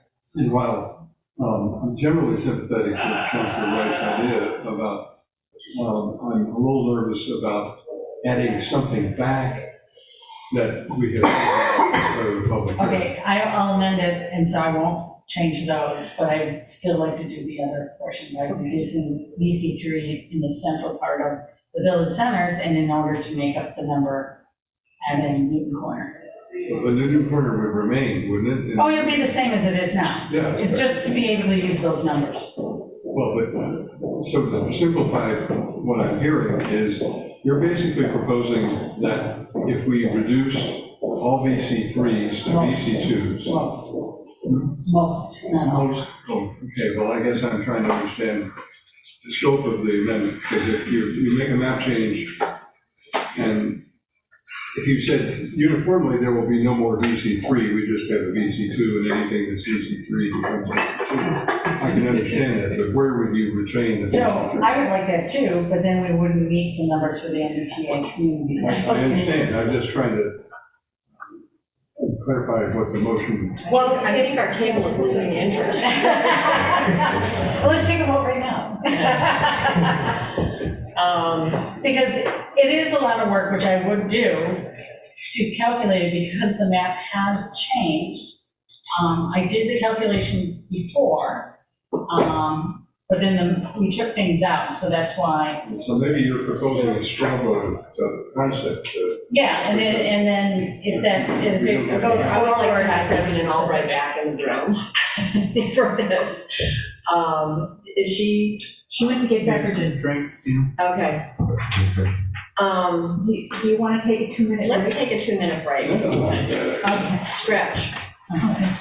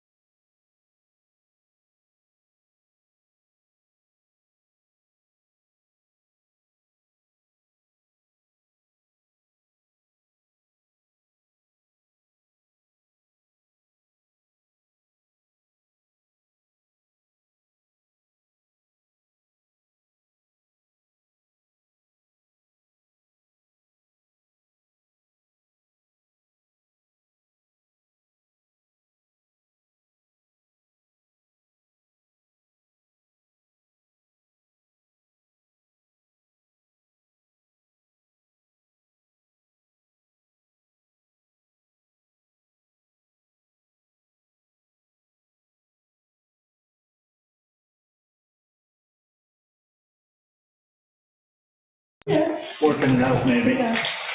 Okay, did we all hear enough to understand what, conceptually, what Councilor Wright is proposing? I have a few things I would like to say about this, if nobody else is raising their hand. We've had our questions for clarification.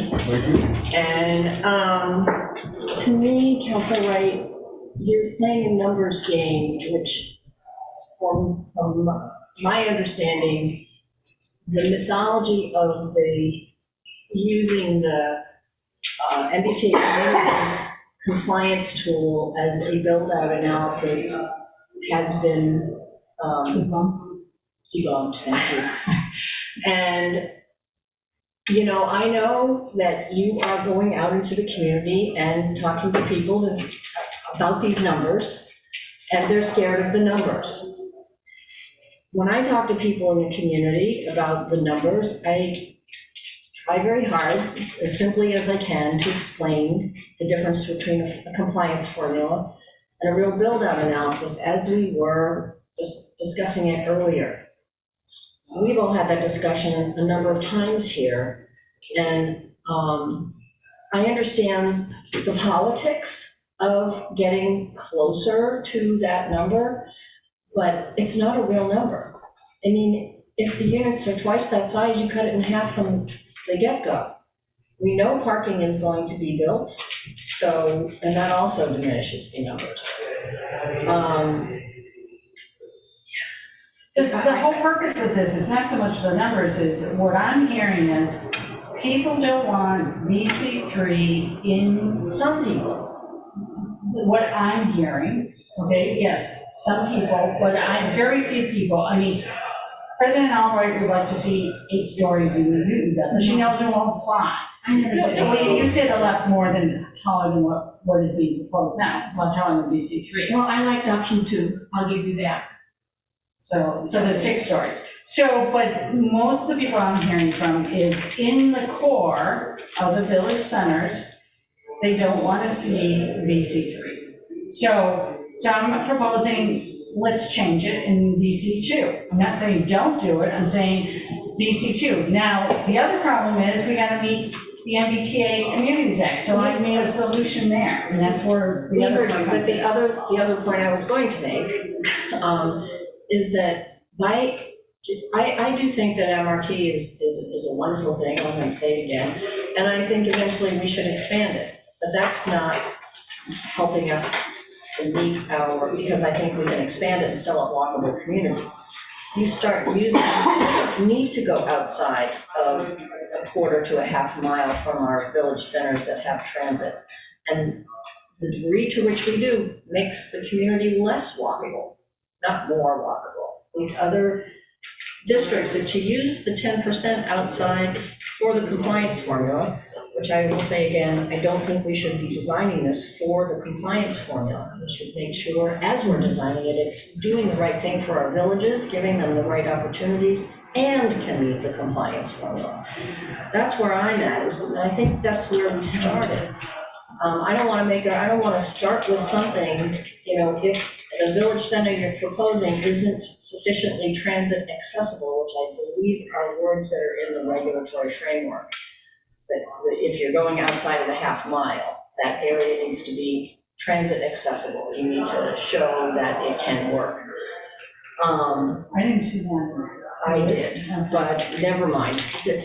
But the point is, it's further away from extremely accessible, you know, extremely walkable. So I can't support the concept, and you're free to, you know, obviously we have to vote on it.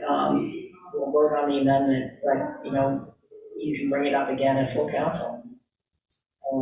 Council Baker. So, I understand what I think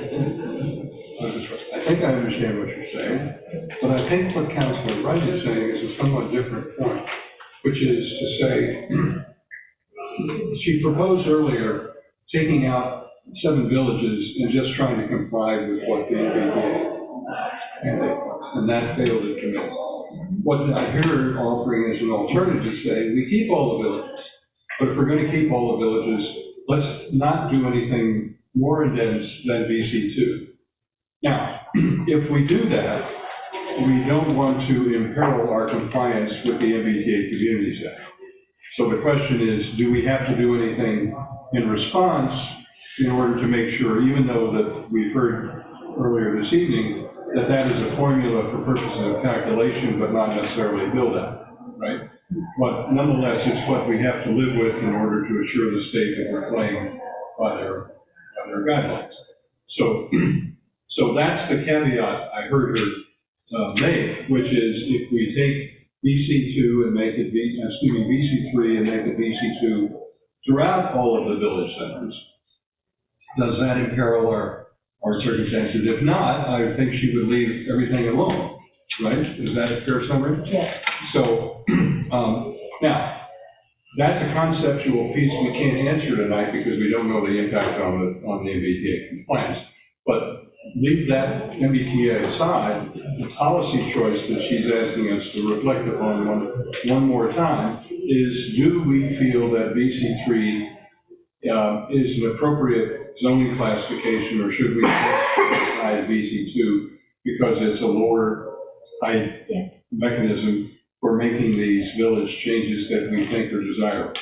Now, that's assuming that we still leave everything else intact, that there's going to be no parking requirements inside. I personally have misgivings about it. I'm not going to move that in this context at the moment, but I just have to explain that. But that's what I'm hearing that it's going to be. Now, is that a fair summary? Yes. So we can decide that policy choice, I think, sort of now that we've been through the map, we can revisit it. But that's what I think for the question. Okay. Thank you. Councilor Leary, did you want to? Yes, I just wanted to comment about it. I would not support the unilateral removal of all VC3, but I would consider any specific amendments you wanted to bring forward in terms of areas where you thought there was a parcel that's VC3 that should be VC2. The unilateral thing, and I already gave my speech, which pretty much is directly opposite of what you want to do. So I won't give another speech. That's another reason why I wouldn't support it. Good try. Okay, then specific ones, Walnut Street, South. No, you have to, if you're doing specific sites, I think they need to be individual amendments. We've already done that. Yeah. But, you know, I think we can vote on the concept. Yeah. Do you want to withdraw? Or No. Concept. Okay. So conceptually, I think the motion is to remove the large share, almost all, I don't know what the right word is. All VC3, Most of the VC3, particularly central to the village center. Mostly the in the core. To reduce it from VC3 to VC2, and that's the amendment to VCOD. It's irrelevant how we do the compliance formula. So you're proposing that. Everybody get that? Okay, all those in favor, please say aye. Aye. All those opposed, no? No. Okay, I think that's a 2-6 vote. Thank you. And just out of time, I will not propose restoring parking requirements, even though I think it should be there, because I can count.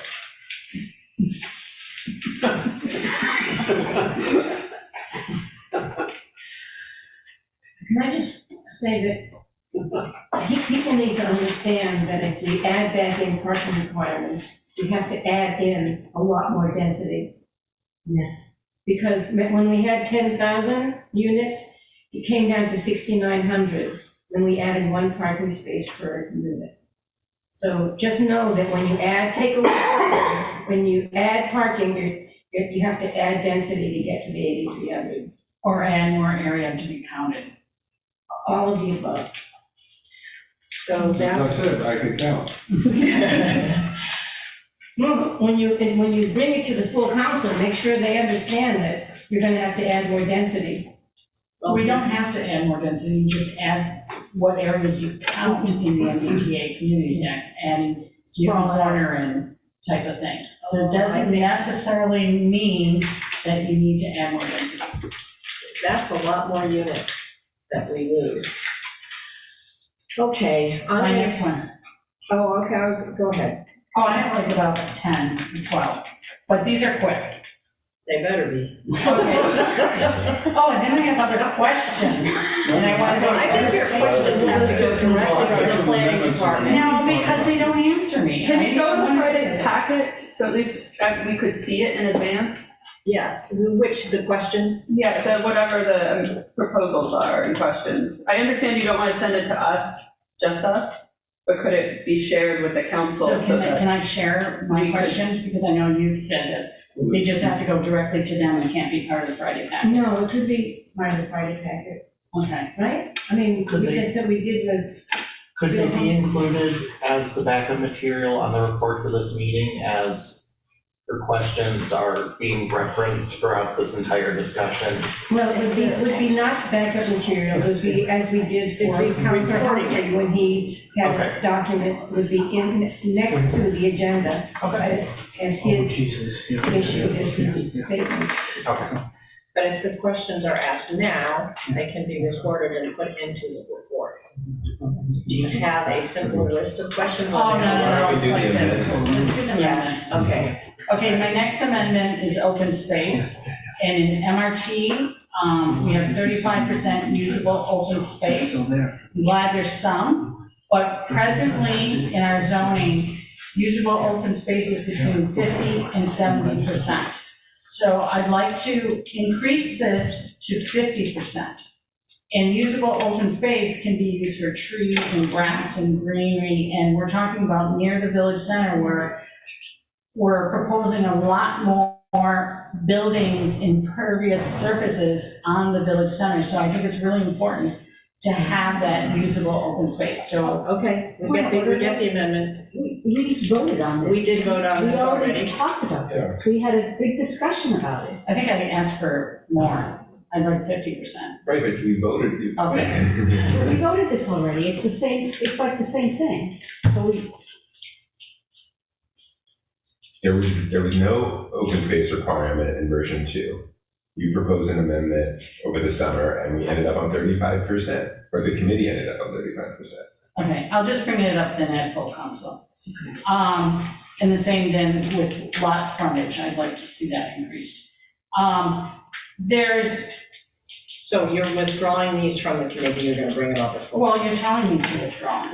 Well, you're gonna get the same vote. voted on it. We voted on it. So, okay. If you get the same vote, then you still can bring it to full Okay. council. I'll bring it to full And I council. think the committee's saying, please, let's move along. Okay.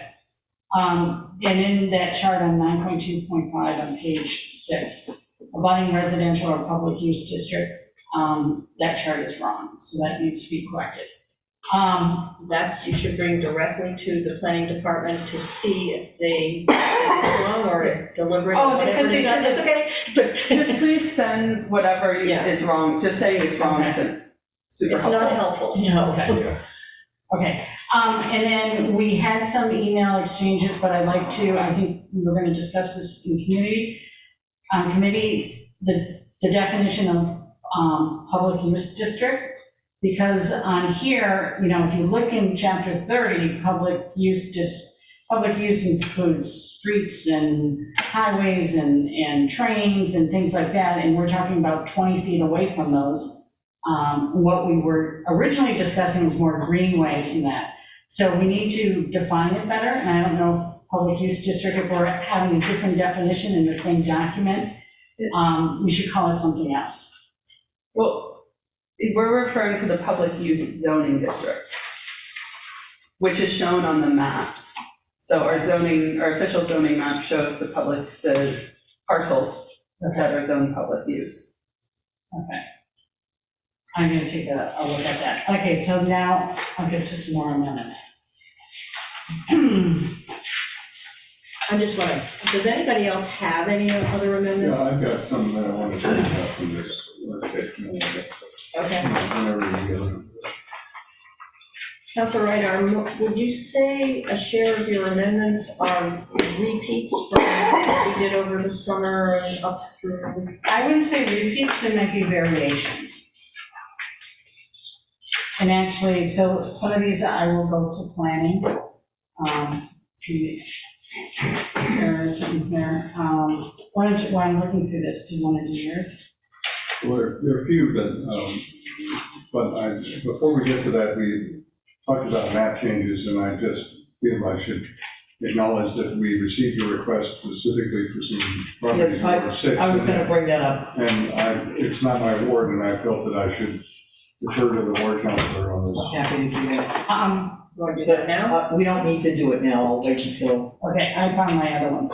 So one of them, which I agree with too, well, similar to what the architects were saying, we're requiring a minimum height in VC for first floor, and we're not requiring a maximum, and the minimum height is actually quite tall at 15 feet. And presently, they're building like trio zoning, I believe, 12 feet. 15.6 the first floor. Is it, but the total amount is 60 feet tall. So, Yeah, the total building is 60 feet tall. yeah, part of what we're trying to do here is our existing zoning isn't set up well for mixed use.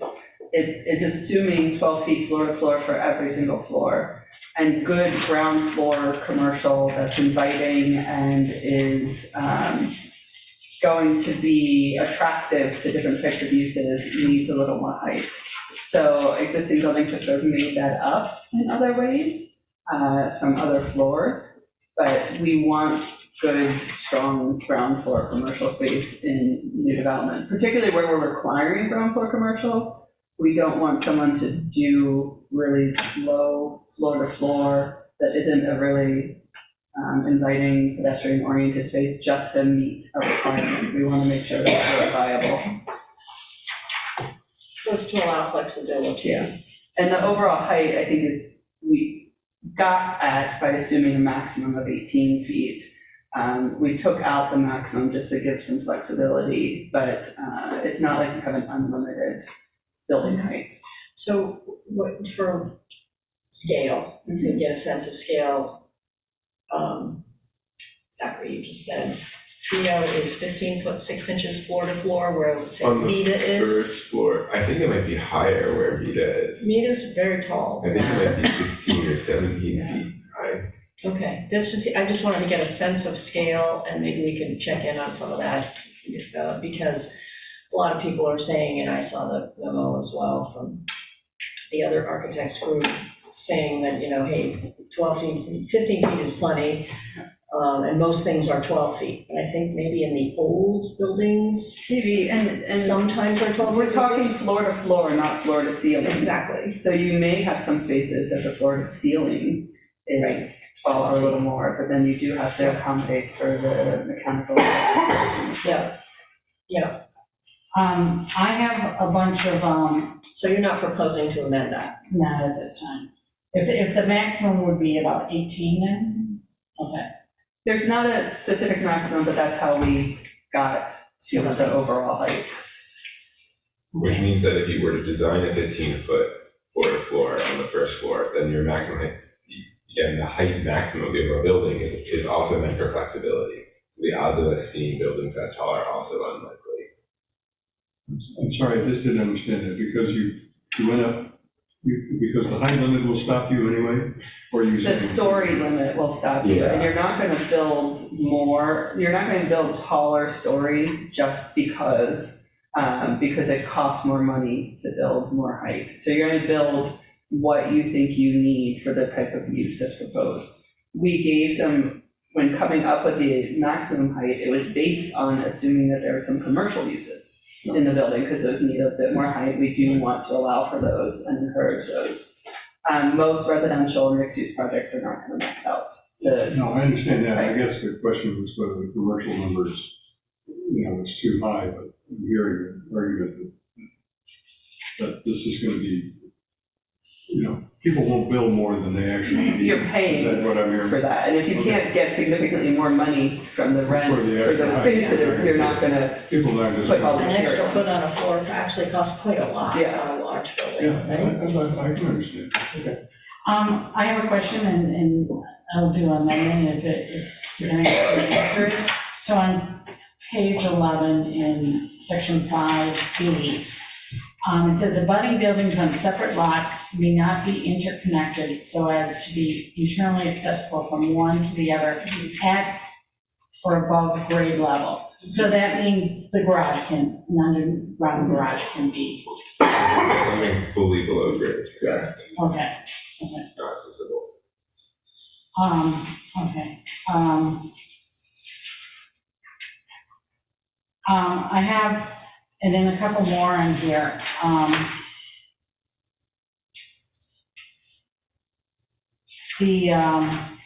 About, where is it? I'm sorry.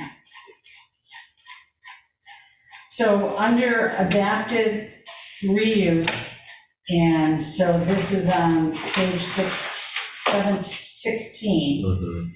And I think there needs to be some more clarifications. On number 6, additions permitted herein may be built up to the maximum height allowed in the NRT zone. The height of those portions of the existing buildings that are preserved may not be increased. So the question is adaptive reuse. And I understand, the whole idea is that reuse that house and add 50%. I wonder if they take off part of it, the house, and it's an old addition or whatever.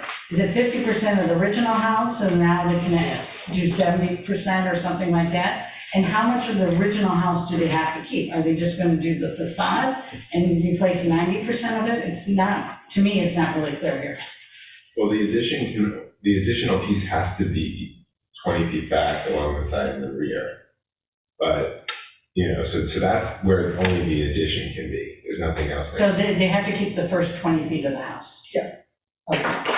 I wonder if they have a carriage house or a garage, is that counted in that total amount? And let's say they remove the garage, can they add that additional part onto the main house? Or can they add onto the garage or anything like that?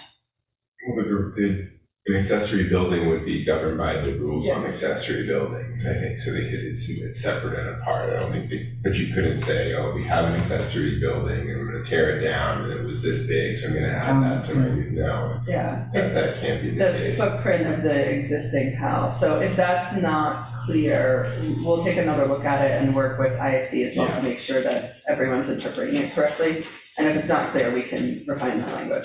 Yeah, it isn't, you can make a lot of different assumptions here. And then I have some,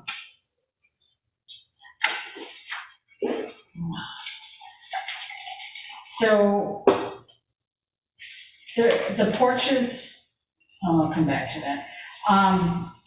There's not a lot in here about e-bikes and long-term storage, and I know with fires and things like that, I don't know if the fire department has an issue that something in here needs to be added specifically. I spoke with the fire department about this, because you asked about it previously, and there's building code and there's fire and safety code. I think their recommendation was, the city of New York recently passed an ordinance relating to e-bike storage for fire safety, and it would be, if you wanted to go above and beyond what is required in current code, you'd have to have a separate ordinance dealing with that. And you could do that and model it off of what New York City did. But when you're putting forward plans and when the developer's putting forward plans, they're not saying that, this is e-bike storage and this is not e-bike storage, or it's bike storage. And I think what we also are finding from developers is that people aren't storing their e-bikes in the bike storage because they're expensive and they don't, even though it's only for the building. If people have very fancy road bikes, they're also not keeping them in the bike storage because that could be a few $1,000 bike. So, We did add a requirement for charging. Yes, for I saw that. The previous So that's ordinance. Yeah. but in terms of safety, it would just kind of fall in line with, what is required now. But if you wanted to do something separate and apart, do a separate ordinance, and again, New York City just passed something relatively recently. Did you want to add to that, Councilor Baker? I heard you. Okay. Okay, so Go ahead. the use category, I'd like to visit those. What do you mean, visit them? Oh, change them, proposal, or I want to hear the reasoning why they're this. And then if it's, I agree with it, that's fine. If not, I make an amendment. Do you want to get some clarification offline from planning, or do you feel like we need to have this conversation at this table? Well, can I do amendments at another time then? Of course you can. I mean, all the way to full council. Okay.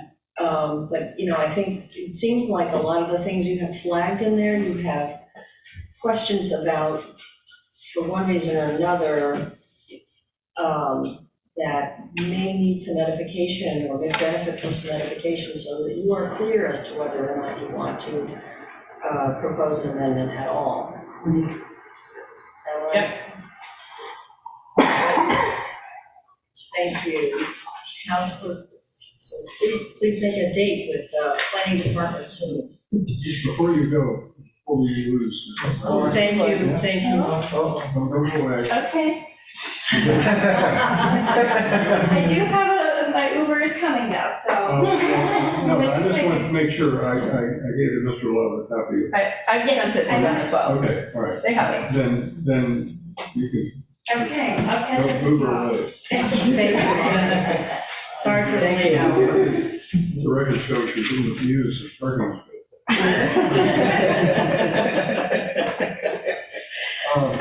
So, Mr. Hirschman had a number of amendments here that one of which Councilor Wright has already done, and his colleagues. And the hour is late, and I don't want to prolong the discussion. If there's a way that the planning department can be asked to look at these and respond. Some of them are implicitly already decided by our straw votes, I think. For example, minimum lot size and that sort of thing. But there is questions about how the MRT zone actually works. And because the MRT zone is a newer piece of this puzzle, I do think it's worth having a chance to understand exactly how they work, because you've indicated that it's a wonderful innovation, but at the same time, I'm a little nervous about some of its aspects. And so maybe my anxiety is misplaced, but at this hour, I'm not going to be coherent enough to give you a full explanation.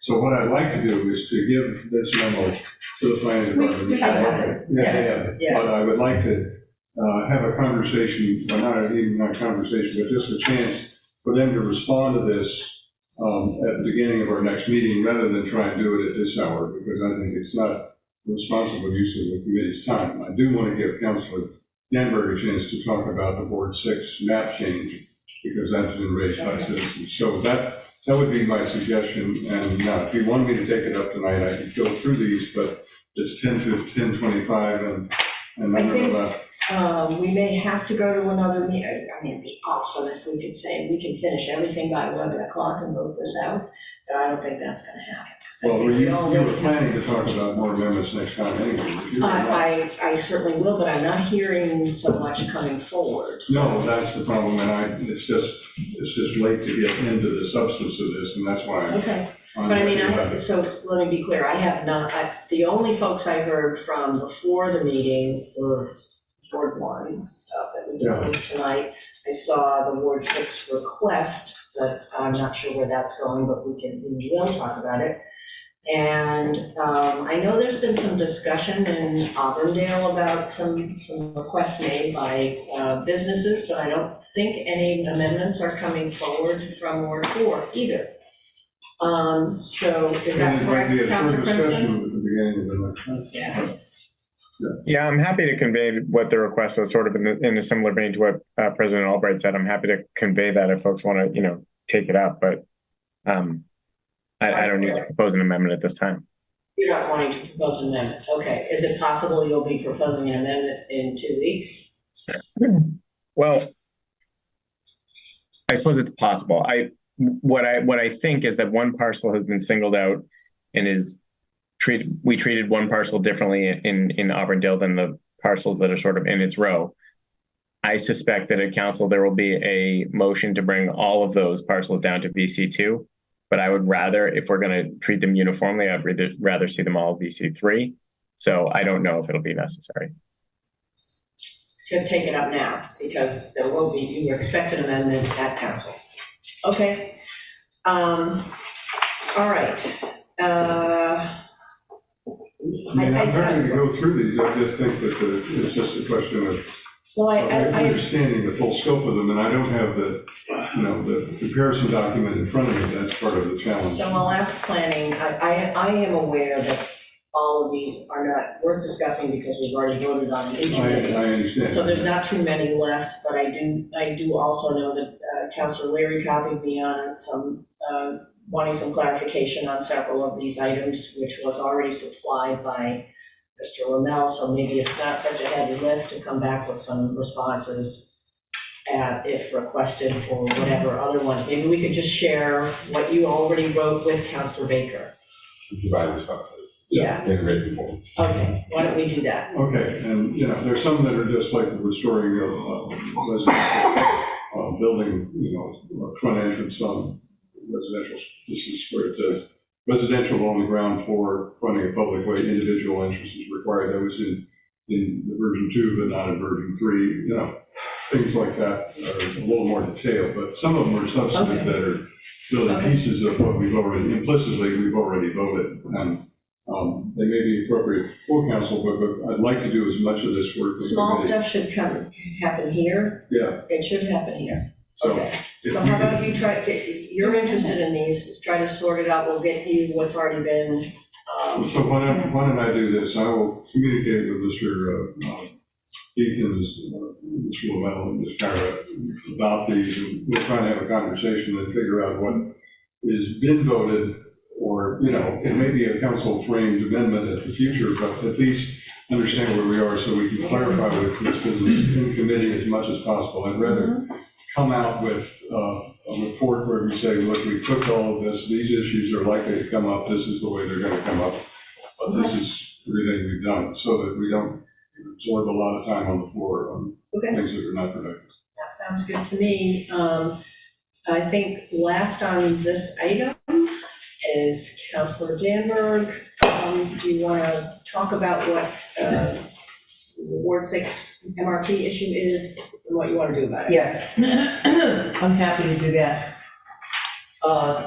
The entire council received a letter with 14 signatures on it. Is from the owners and abutters of the properties in question. I'll just read a little bit of it. We respectfully request that you adjust the route of the multi-residence transit zone in MRT so that it extends continuously down Center Street rather than make a detour onto Clark Street and Rowena Road as currently proposed. So they are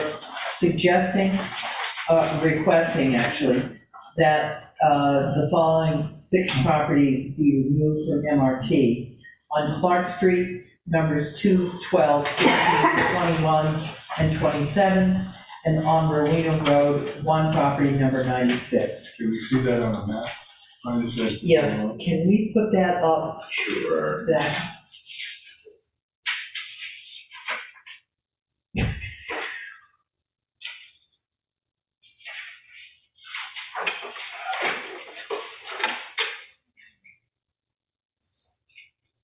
So you want to say those again, just so.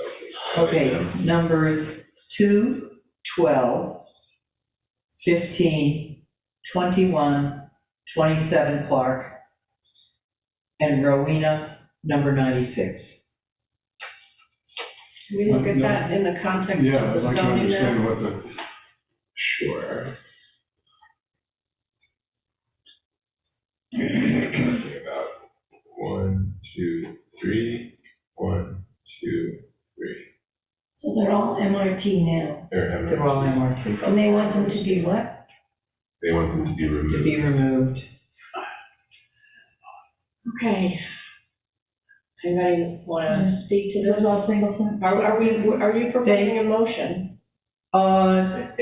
Yes, I think let's do it, and, well, one of the, before I do a motion, I want to know if that would affect the contiguity. I think the very reason why they're in is because it would affect the contiguity. But I guess not technically, because you could go across and then down. Yeah, check that lot right there. It's not a lot. Sorry, no, it's Center and Clark. So go down to the south. Next to the last one that's highlighted on the south side of Clark. How big is that lot? 15. Okay, So I think, because I know there's one big lot that we're having to make sure that we cross Center Street in order to stay contiguous, so that one. I think you would probably be fine if you took them out. I mean, I don't think there's a rationale why you wouldn't include them, other like these on Center Street. I think makes sense. Again, I also don't think all these property owners don't have any plans on selling or signing this petition, so they control the fate of it's all in their hands, but it seems like we could make it work. Is it an issue because that 1547 across the street is not in it? Right, that's Well, but then you would go from here to here. It is in it. This is included in MRT, but it's over 30,000. No, it's removed from the map. No, Or you put it back in? It was a mistake. That was in Okay. there, so it's in there. Okay. but it doesn't count as far as our contiguous area because it's over 30,000. So you could make it work. Yeah, I think you're probably okay with hopping back and forth across the Well, you would street. have to keep 1542 in. Yes, Yeah, but that's what they're saying. Your reasoning for it in the letter, as you had an opportunity to read today, is stated as, if implemented as currently proposed, the additional units would have a hazardous effect on traffic safety. The intersection of Clark and Center is unusual. Clark Street bifurcates before intersecting with Center, resulting in a complex traffic pattern whose difficulty would be compounded by the addition of multiple units at that intersection. Moreover, the MRT as currently proposed does not make any similar detour from Center Street onto any of the streets adjacent to Clark. For example, it does not detour onto Woodcliff, Miller, Cushing, Allerton, or Loxley. Likewise, they say it should not detour onto Clark Street. And there are 14 signatures. Are these, is this underlying MR zoning? This whole area, isn't it? This whole area MR, so that it's 2-family by right? I believe that is, Right. but let's check it. It Yeah, is that's SR3. Oh, SR3, so. It's SR3.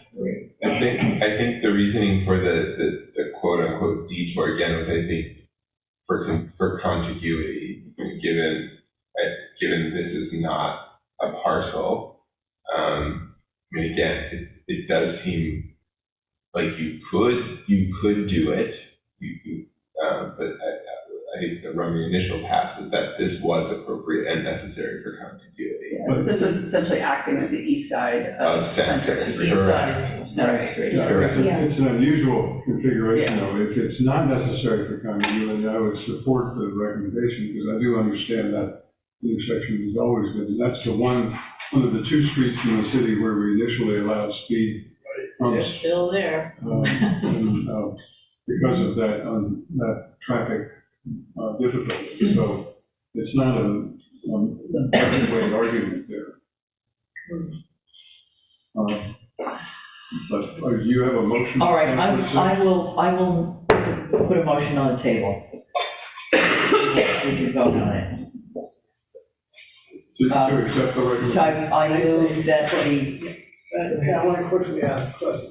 So that, as I remember, that whole area is two family, right? No, it's SR3, Yeah, which can be multiple units by special permit. All right, but there are two families there. There are some, Not many. I don't know about this particular one. I did not get a chance to look and see whether, how many, if any of these are two-family.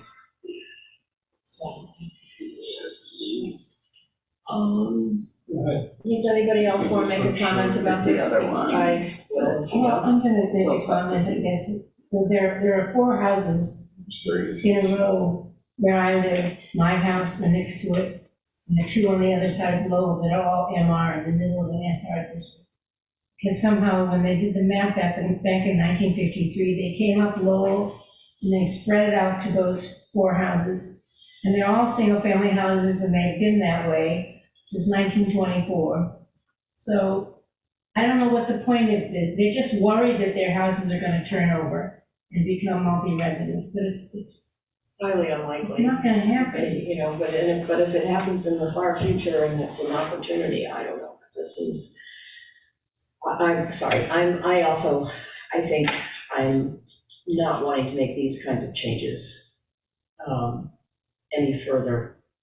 I was not particularly happy with making the changes we made to this district last time because all these roads, they're so close to the T and so close to the village center, in this case, 2 village centers. So I don't see the value of it, and I agree with President Albright. I don't see what the worry is. You know, if one of them turns into, 3 units by right, as opposed to looking at, say, 2 units by special permit because it's in an SR3, you wouldn't ask for a traffic analysis on something like that. It's de minimis. So I Guess you're gonna vote no. And it's late, but I think, yeah. So the motion is to accept Clark Street number 12, 2, 12, 15, 21, 27, and Rowena Road 96, to remove them from MRT. All right. You could make the other argument too, that nothing, if you change it, nothing will change too.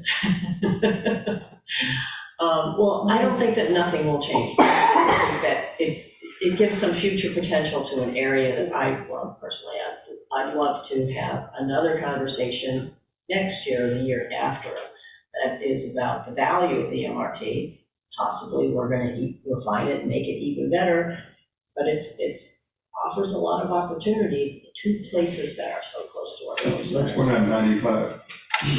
That's when what? That's when I'm 95. That's when you're 95, yeah. So when you're 95, how old am I gonna be? This is considered in the MBTA This is- community zone. Actually. Yes, it is. Yeah, 'cause it's actually closer to the Highlands train station. It is closer to Newton Yes, Highlands it is train closer. station. It's just walkable to both villages, Yeah. you know, so. So that's gonna be for those residents. So can we? All those in favor of the motion on the table to remove these items from MRT, please say aye. Aye. Not the only vote. The 6th, you're not even gonna support your own motion? I'll support it, yes. What? Okay, all those opposed, please say nay. Nay. 1 abstention, 2 abstentions. And 2 abstentions. So we have 2 ayes, 3 noes, and 2 abstentions. It fails. Okay. I voted motion. Not good. We have one thing to do very quickly, Okay. all right? And perhaps Councilor Crispin would like to make a statement on this one. This is item 205-23. Need the first hold this item. Oh, okay. Motion I'll move hold.